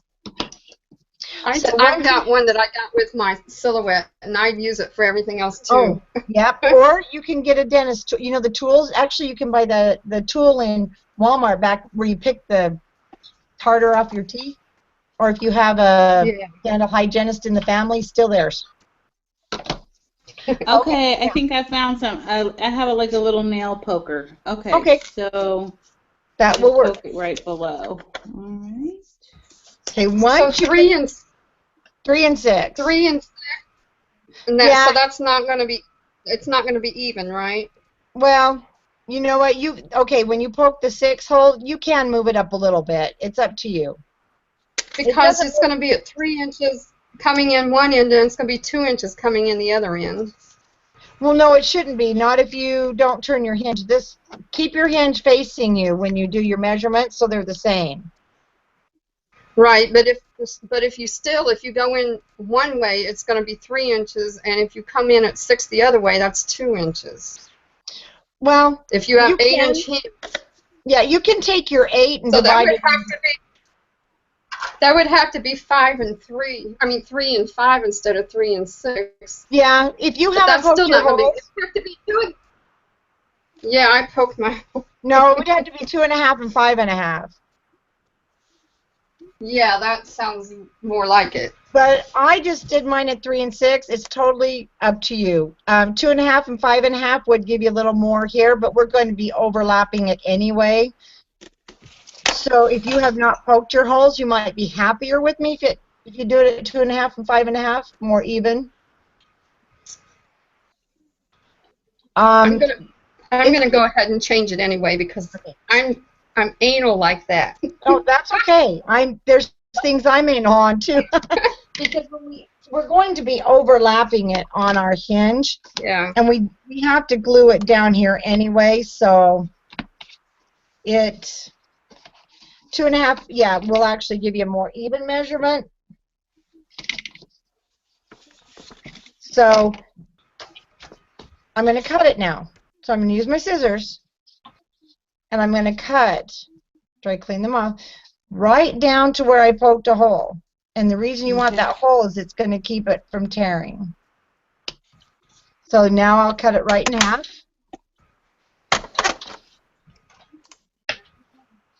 And I'm going to cut it again. So now I have 3 hinges. And I'm going to cut my middle one at 4. So now I have 2 hinges. And I'll do the same in the front.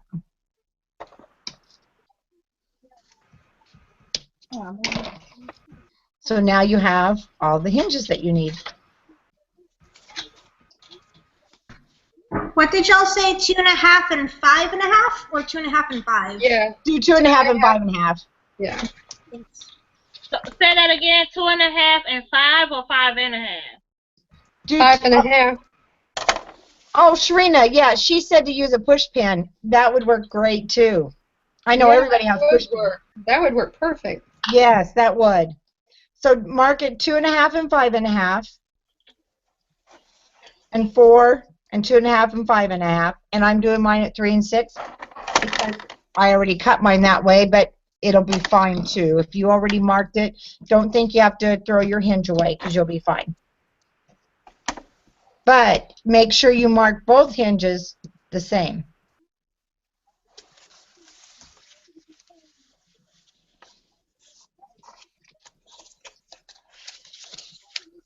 So I'm going to go ahead and mark my second hinge.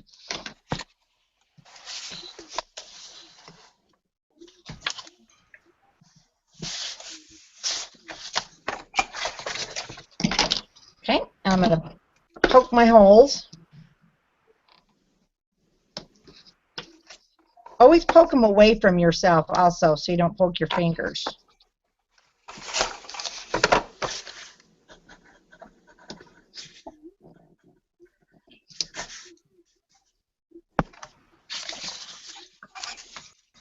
Okay, and then I'm going to cut my hinges right straight down.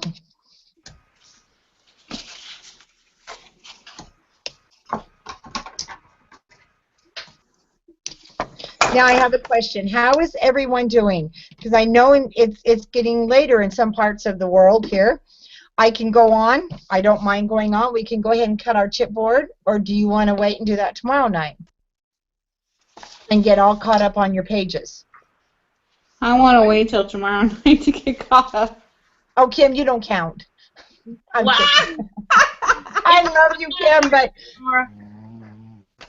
It's what gonna about everybody else? Can you give us the measurements for the chipboard? Sure. I mean, I don't mind. We can cut them. Because, I mean, I'm fine if you'd like to go on. I just wanted to see how everybody's doing and feeling. Well, it's 10:08 here. I'm fine. Okay.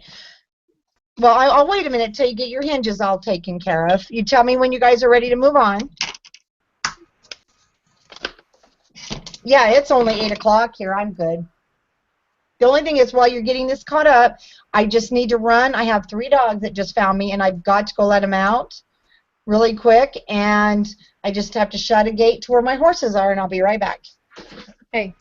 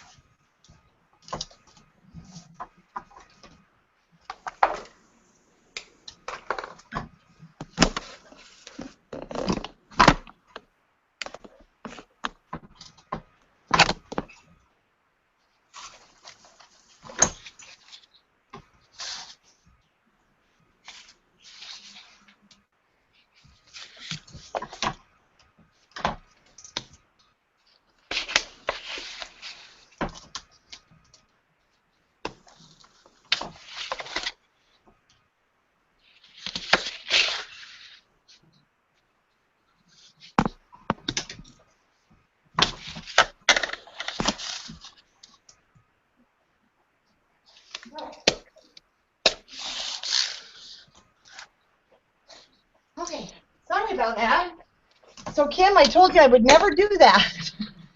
Okay. But I didn't realize my husband left the horses in the backyard, basically. Yeah.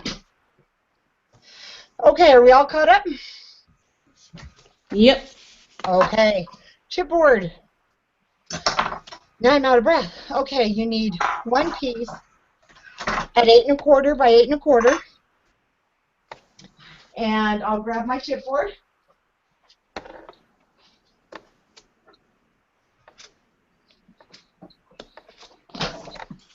And then you need 2 pieces.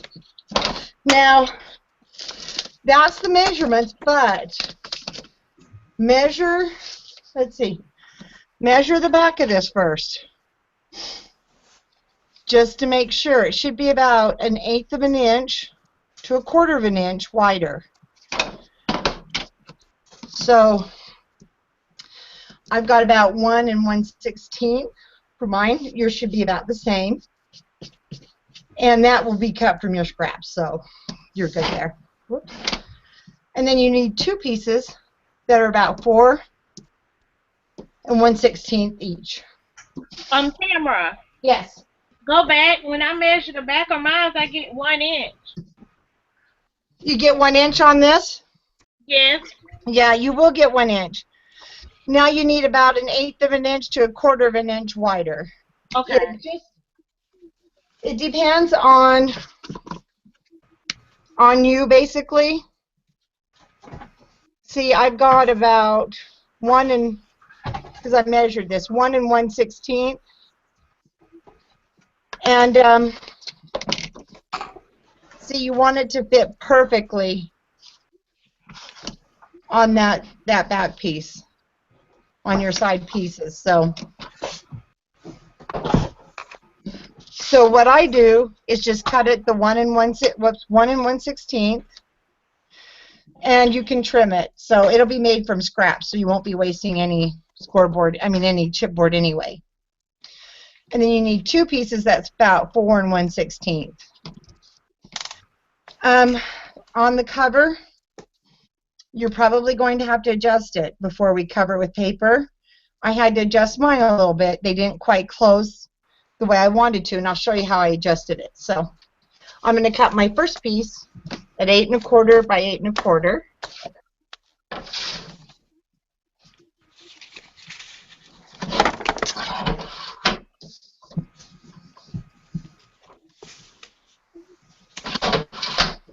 So that's my back piece. Actually, you only need 2 of the 12 by 12 chipboards. I'm going to cut the 4 1/16.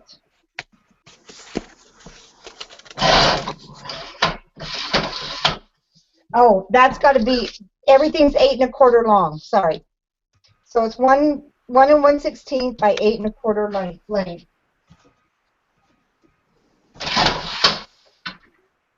There's that one.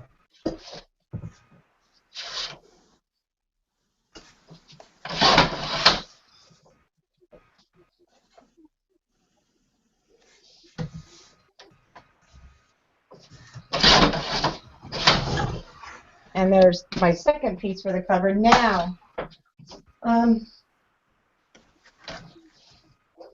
for the spine, this is usually what I do. Even though it may say what a measurement is, I still double check it. So I just put my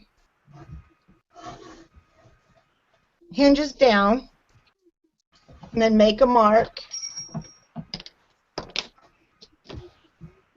about 1/8 of an inch wider. So my mark's right there. And then I'm going to make another mark where I want to cut. And it's about 1/8 of an inch. So if you want to do exact, you can do it that way.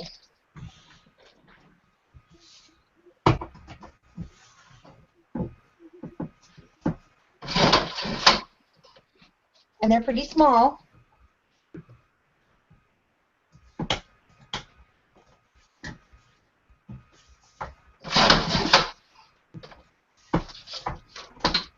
And there's my 2 sides. This one looks a little off, but it's not. Yeah, it is a little bit.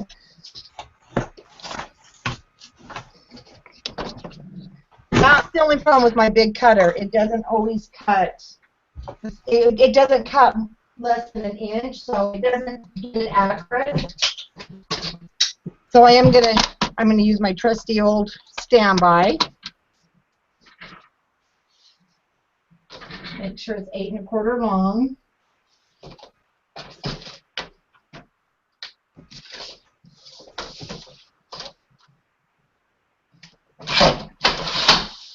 And I'm gonna recut it again.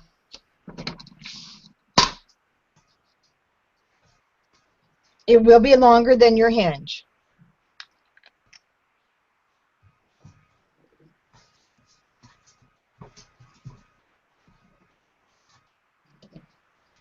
Okay.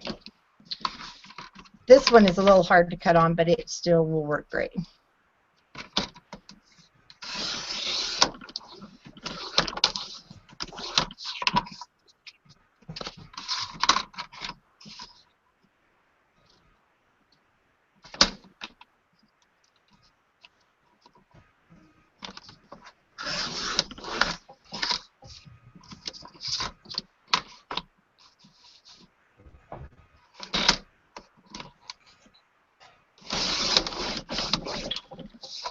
Oh, did we lose Kim?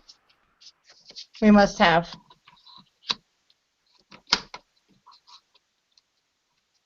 And for the spine, I'm just using my scrap pieces.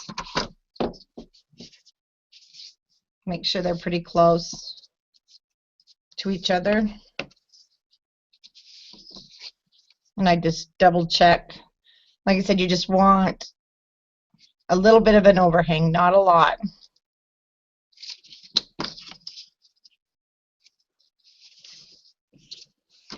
This guy.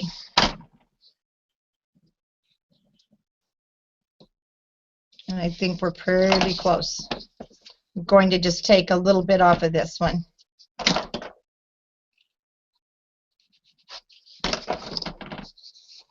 Just a sliver.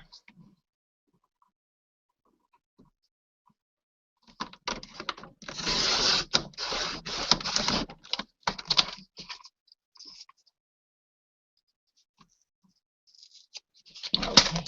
Now, because I just used my regular cutter, I am going to use my sanding block.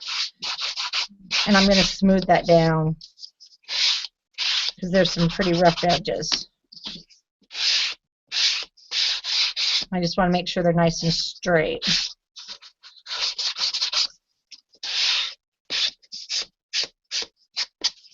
I hope that's not too noisy on your end. Okay, there's my two spines. So you'll have your 8 1/4 by 8 1/4, and then you'll have a piece that goes on each end for your hinges,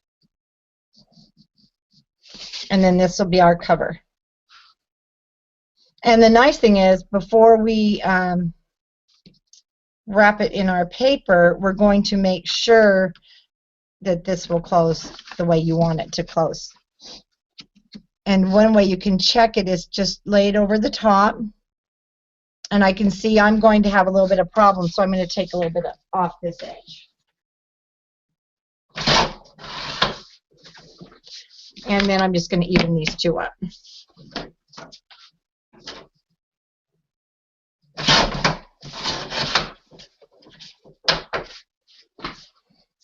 Oh, is everybody still there? You're so quiet. Oh, you're still there. Okay. Okay, so that is our cover. Do we want to go on with the cover? Okay, then what you're going to need, you will need your, if you're doing your album in black, of course you need the black 12 by 12. And if you did it in, well, whatever color, it's easier if you use the 12 by 12 sheets. So I'm going to grab my 2 sheets. Tamara, I have a question. Okay. Okay, so with the chipboard, because I got to cut my boards tomorrow, I'm going to, so you lay it out as a 4 1/16? 1 and 1/16, then your 8 and a half by 8 and a half and a quarter, and then the 1/16, and then the 4 and 1/16. Right. So you do your 8 and a quarter, and then your 2 small ones, Okay. and then your cover. Okay. That's how that goes. Now I'm going to move some tools here so I can have room. I'm going to put my chipboard pieces away. And I'm going to take 2 of my 12 by 12 papers. This is where I wished I had a wide angle camera, because we want to put them together. So I'm going to start with this piece, or it doesn't matter which piece, but on the edge I'm going to go ahead and put my tape.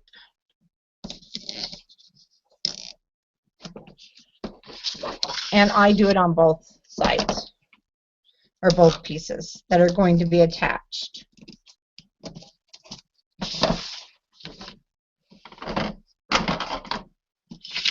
And just make sure that's down.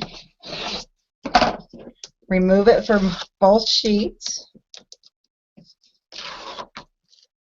All right, now let me move this so hopefully you can see. So I've got this edge with tape, and then this one, which is going to go over the top. Now, if it's not extremely straight, it's okay, because you're going to cut some of it off. Then make sure that seam is good and down. Now, let me check something. Sorry. Okay, my seam is going to be, I hate that when you do that with the black paper. So I want to make sure the back is right in the middle of that seam. So I'm going to start with, actually, let me grab my 1/2 inch tape so it won't take up so much.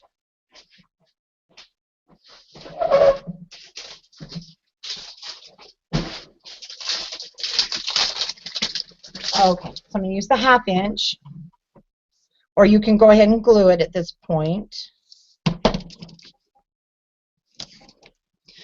This black paper is the black paper that I bought at Michael's, so I'm hoping it doesn't crack, but it might.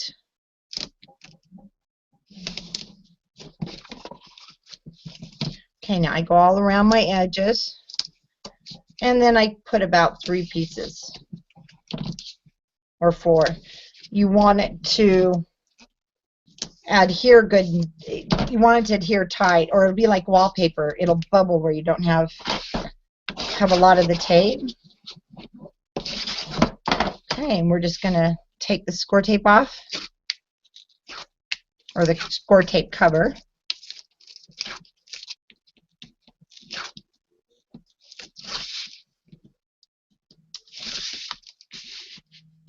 And now you just want to center it.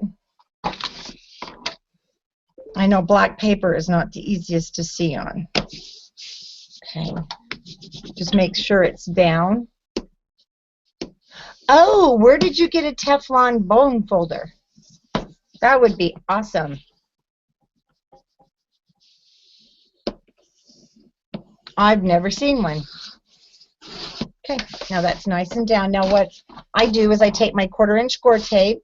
If you're not using 1/4 inch score tape, just go ahead and take one of your edges, make sure and you'll just put it up against there before you put down your next piece, because you want a space there.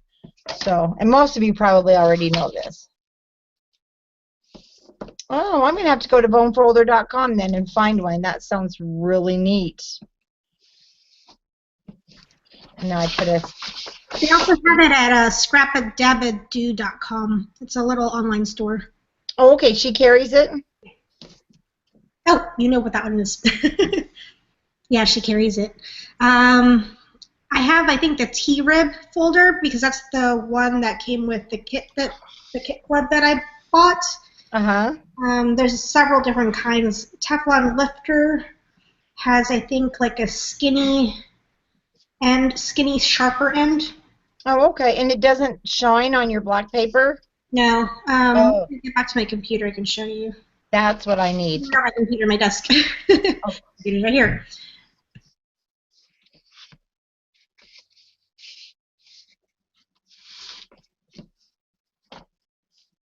I see your name, but I don't see your picture.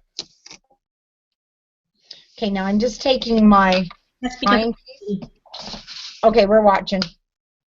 Oh, I got stuck here. Let me take that off.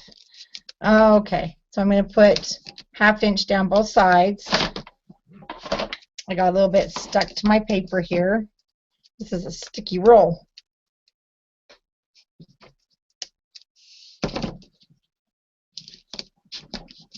So I've got those 2 pieces down. And let's go ahead and take that off.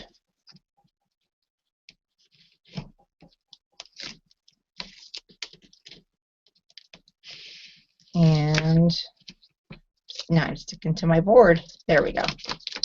What I do is I just line it up, holding it so it's not, the sticky side isn't touching, and then I just kind of push it out so that it's right at the edge of my 1/4 inch score tape. So then I have a nice space there. If you prefer less space, then of course, you don't have to use that. This, you just want to make sure it's at least this wide. Now, if you don't go with this 1/4 inch score tape as your spacer, you're going to have to adjust your fronts. Your fronts will fit different. That's the only thing, just so you're aware of that. But it's no big deal to adjust things.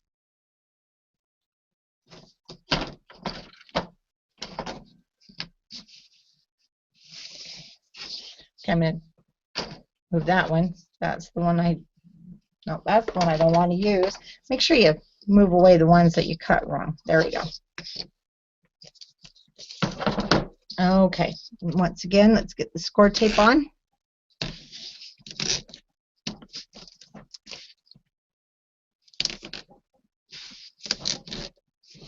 If you're using a different size score tape, just add a few more rows. Or if you're doing glue, just cover it really good in your glue.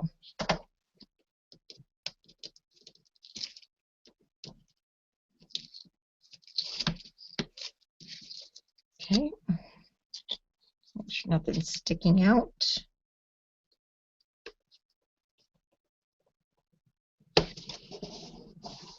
So now your board will look like this.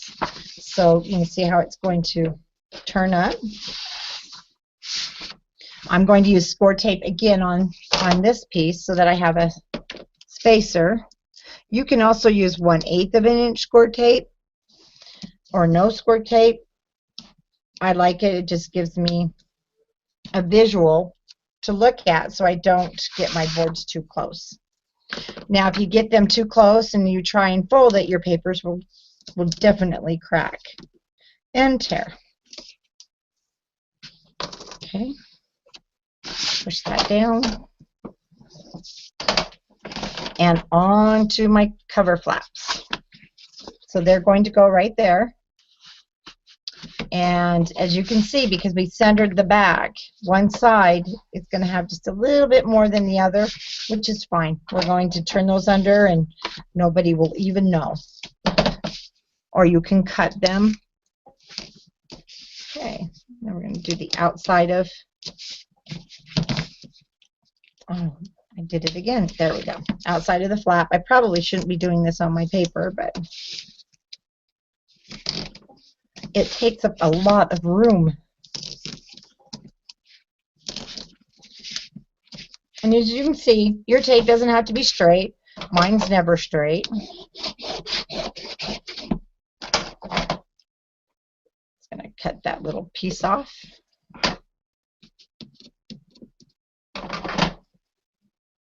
And we'll remove our tape backing. Now, once you get your pages in this book, also it adjusts a little different. So your cover, if it seems like it's too far apart, don't worry, it'll come together, especially when you get your pages in. That's what I worried about, and it came together very nicely.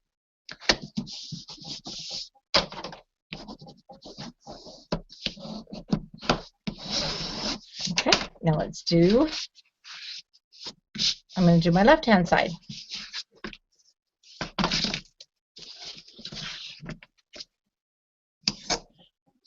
And we're just going to go around the edge again.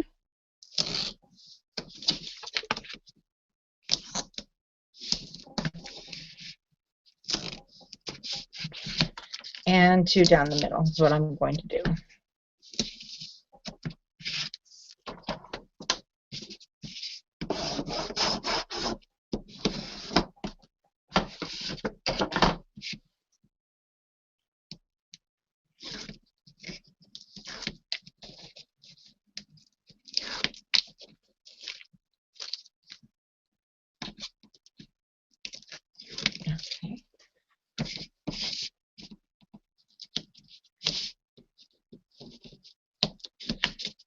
We're sticking to the board. There we go.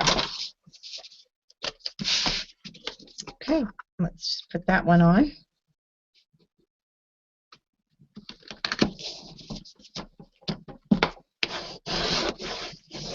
So now this is what your cover looks like. Now what I do is I take this middle piece right out. I mean the cover of the tape, it doesn't come out. But what it does is it also stays there, so when we cover the inside of your chipboard album, it helps to kind of suck that paper in there, and it holds it nice and firm in your fold. Okay, so now you just kind of want to get this down. Now you just kind of want to fold it. Just very gently, you're just making your creases.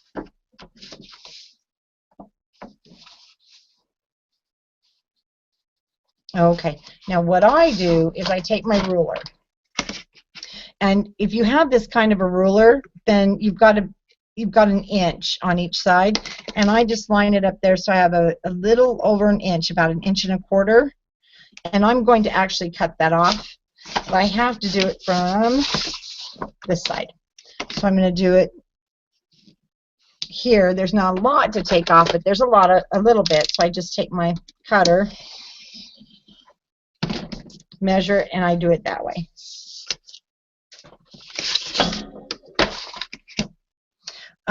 If you don't want to cut it, you don't have to. I don't want the excess bulk. And the thing is, you don't want less than 1 inch. You have to have at least 1 inch. And the same goes with this top piece. See, there's too much for me. It makes bulk. So I'm going to do the same thing. And because this is so long, you do have to kind of start in the middle. Hold your ruler down. If you wanted, you probably could cut this first. I don't, because you never know if you're going to get it laid on crooked or not. And then you might be too short on one end. Everything I'm telling you, trust me, it's just because I've already done it. I learned the hard way. Okay, so now we're going to see this definitely went on crooked, as you can see. So now this gives me the chance to straighten it out somewhat. Okay, now this next step, what I do is before I even do any tape with these tape folds, just kind of, I fold this edge in, and then I turn it just so I can see. Make sure we're going to be okay. Now, there's 2 ways you can do this. Say it over, don't push it in because you just want it to sit. Now you can see it's fine. Now, if you wanted this to overlap, you certainly could, and then you could put magnets there, but as you can see, it comes together quite perfect. So I'm very happy with that. So I will go ahead and get my tape on. And of course, we're going to go around this edge, we're going to go around that edge, and then after I get all my tape on, I will miter my corners. And I don't use any special tool or I don't do any fancy marking, I just cut it.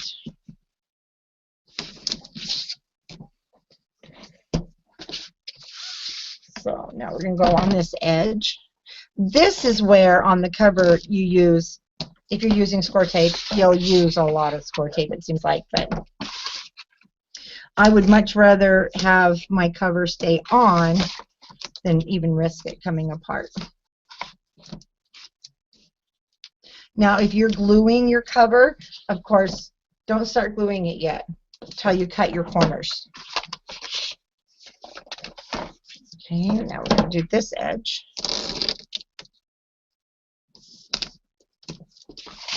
Okay, now for my inside, I just want a little added security. I don't have to use my 1/2-inch score tape, so I'm just going to my 3/8. And I'm going all the way across. I'm not stopping here at all because once you take the paper off, your tape will bend just nicely inside of there.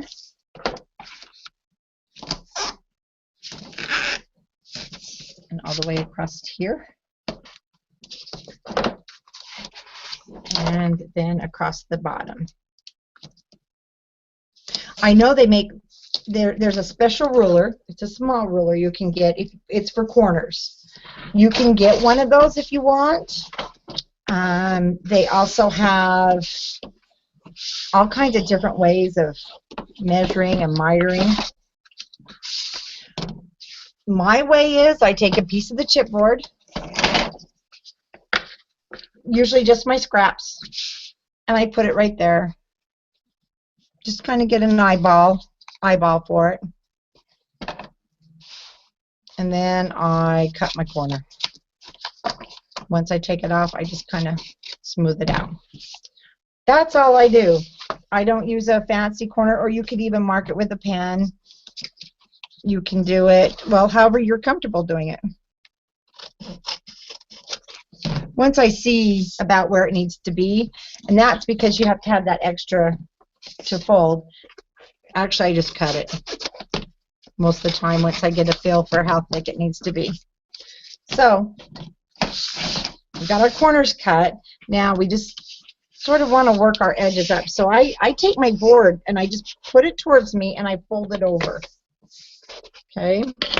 And that's how I kind of crease it. And then I do it here, and I do it here again. So now you've got your creases and your folds. And I'm so sorry, this camera's not wide angle enough. So yeah, see, it's going to start cracking on me. Can you guys see that? So that's okay though. We have glue. I just now know next time not to get this or to try a different batch or something. Okay, now I'm going to take off all the tape. I'm taking it off on all sides.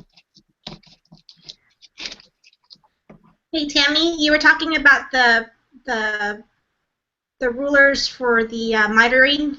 Yes. I have one, and one of the girls wanted to see it. So, oh, okay. Oh, there it is. Yeah, that's it.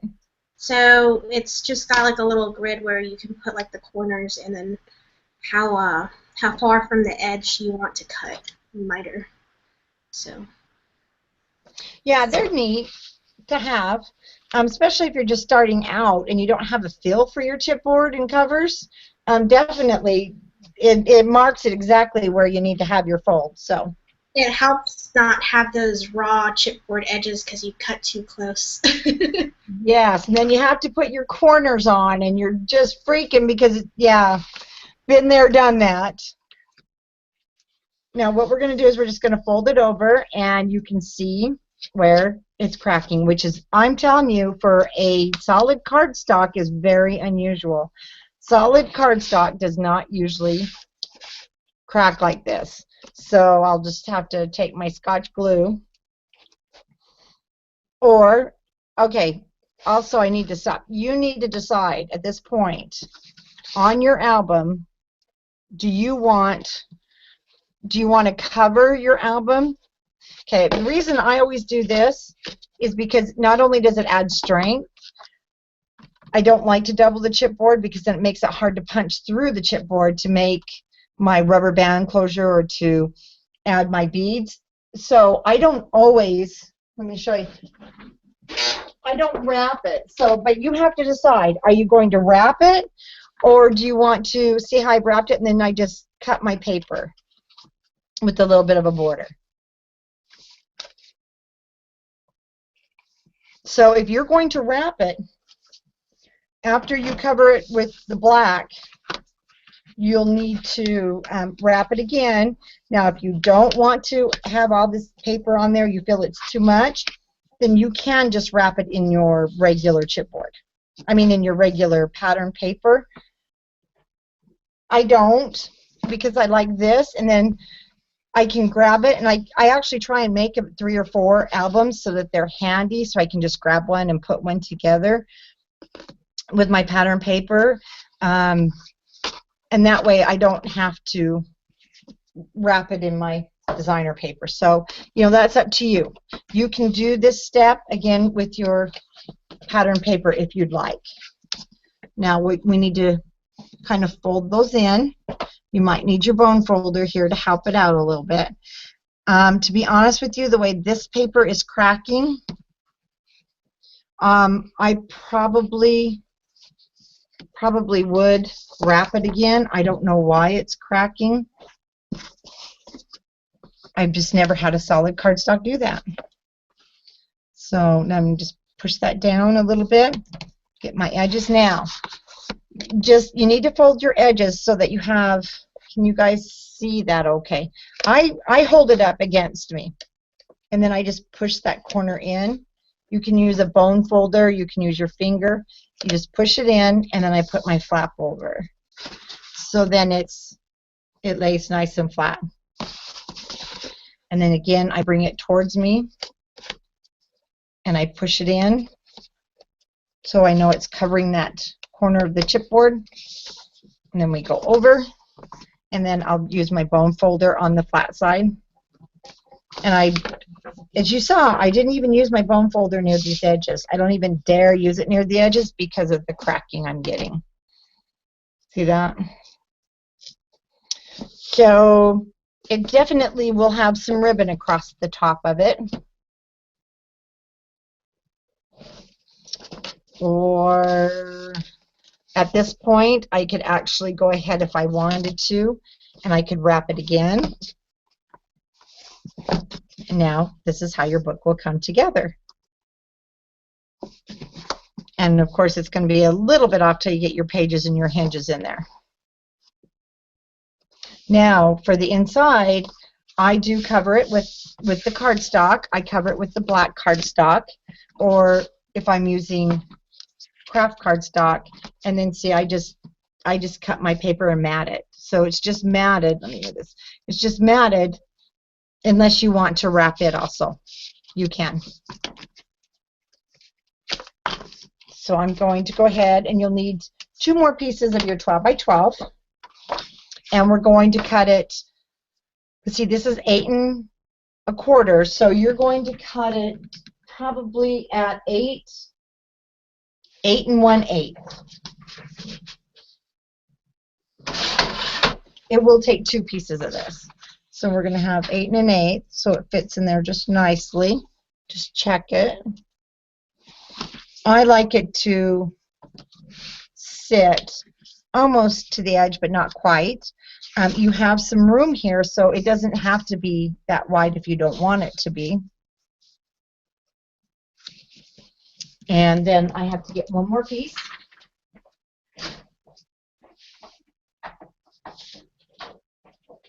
And I'm going to cut it, I'm going to so I cut mine about 8 1/8. That's only this big cutter. It's in 16ths, and it does throw me off a little bit. And then we're going to go ahead and tape it. I'll move my book. Again, just use whatever tape you'd like. And I'm going to go along this edge. I am not going across this edge, because if it hits inside of a hinge, it will have a little difficulty closing. Sliver of paper. So I'm just going to go across the top and the bottom. And then I'll do about three or four pieces across the middle. Looks like I'll do 4. And I am a little psychotic with the tape. I realize I use a lot. Like I said, I just don't want it to come apart. So we'll make sure everything is down. And then tape comes off.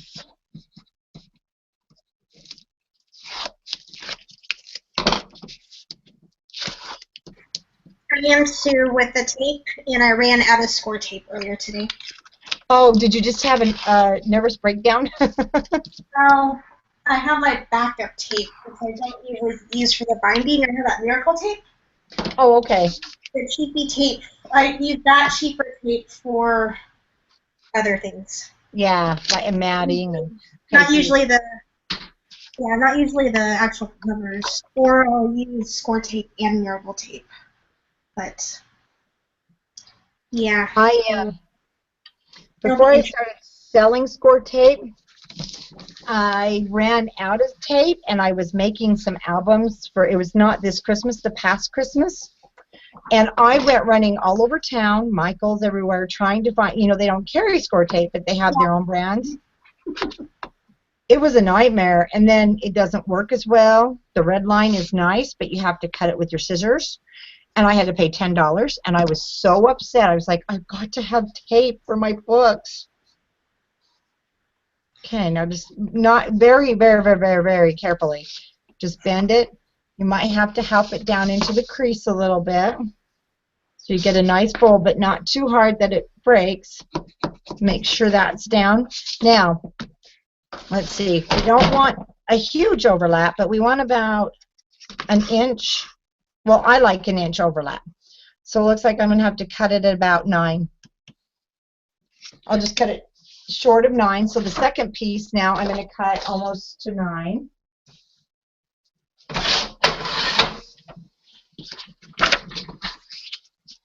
And as I'm putting this down, I see that nothing's going to get in the way of the hinges. Make sure it's the same width, basically. Black is so hard to see, even at night when there's a lot of light. So I'm going to cut just the hair off.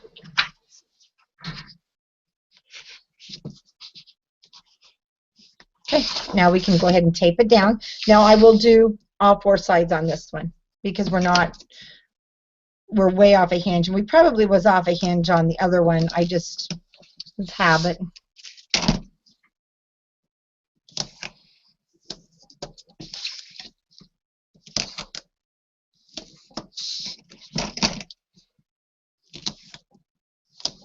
Okay, and then I'm going to go across the middle again.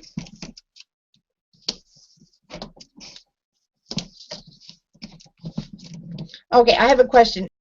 Has anybody put their books together with glue? I'm just wondering how well it worked. I have not. I was wondering that when you were asking people. You said with glue? Yeah, I've seen some videos where they've used glue. Yeah, I have used glue before. I just make sure I kind of like smooth it down before I even stick it to the paper, because if you don't, you can see the lumps. I was wondering about that. But I don't use glue anymore. I use score tape. Oh, I know. Once you use it, isn't it like an addiction? Yes, ma'am, it is. Terrible. What kind of stuff were you using with the glue? Because I would think it'd have to be really, really, really heavy. What did you say? What kind of cardstock were you using with the glue? Just the kind from Michael's. Okay. Yeah, it would have to be pretty I heavy. would take my finger and kind of smooth it on the cardstock before I laid it down. Oh, I see what you're saying. Yeah, because if you didn't, it would have like the bumps up under it, and you could see it. The first album I made was a kit board because I didn't know any other album. You know, I was just learning years ago. So I used glue on it. I can't cut. oh my gosh, I got glue everywhere because it was on my fingers, and I'd touch a page, and then I'd touch a picture, and I was like, oh, I can't do this. There's got to be something else. Right. Okay, now just find your folds there. Help it along a little. And that's what's weird. This paper cracks all along the edges where I fold it, but not in my creases.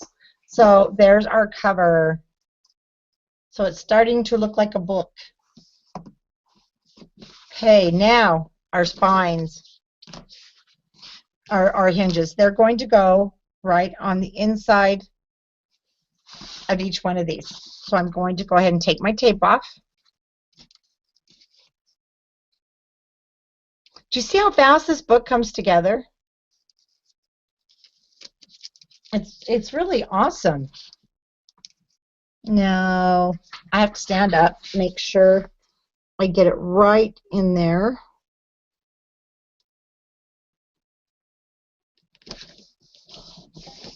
Now, this is one thing you don't want to use your bone folder for, but I do use my Cricut because it's such a blunt end. And I am pushing really hard.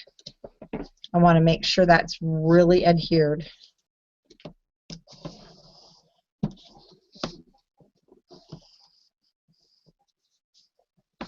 So there's spine number one, or hinges number one. And let's do the other side.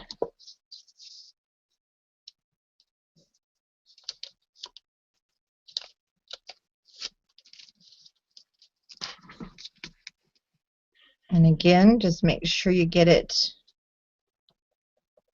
real good in between those, your hinges of the book.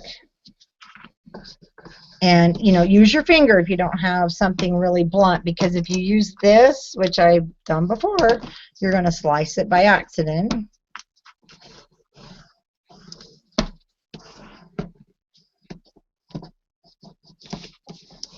Okay.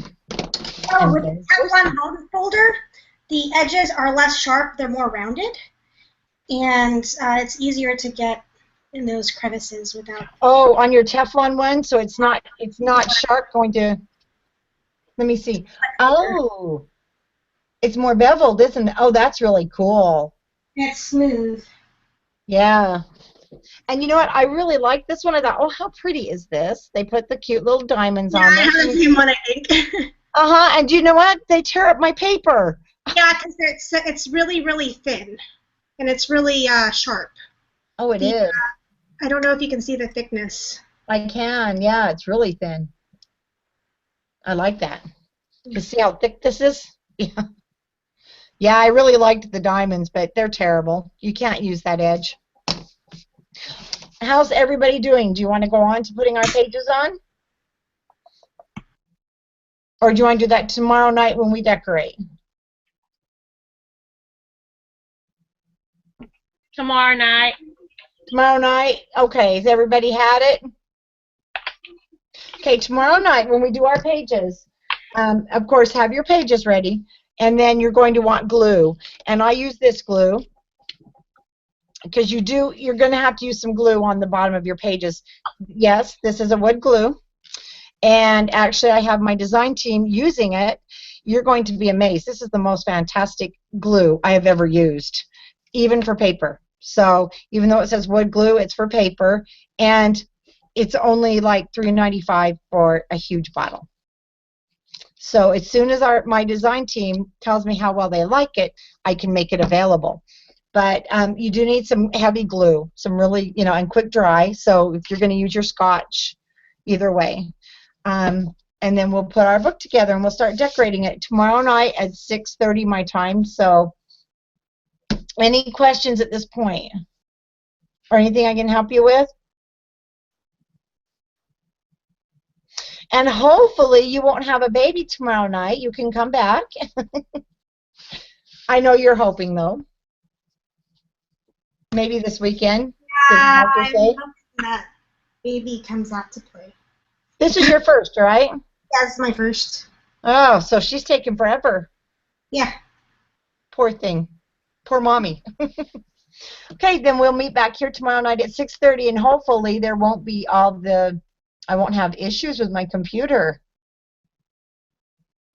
And we'll see everybody tomorrow night. Ashley, do you have any questions? No, I don't have any questions. I'm just going to build the rest of my pages tomorrow. Okay. Oh, yeah, that'll give you, yeah, you'll have time to, oh, that's right. You need to get your pages done and caught up, and then we'll go ahead and move on. So I will see you tomorrow night, guys. Bye-bye. Bye. Bye. Bye.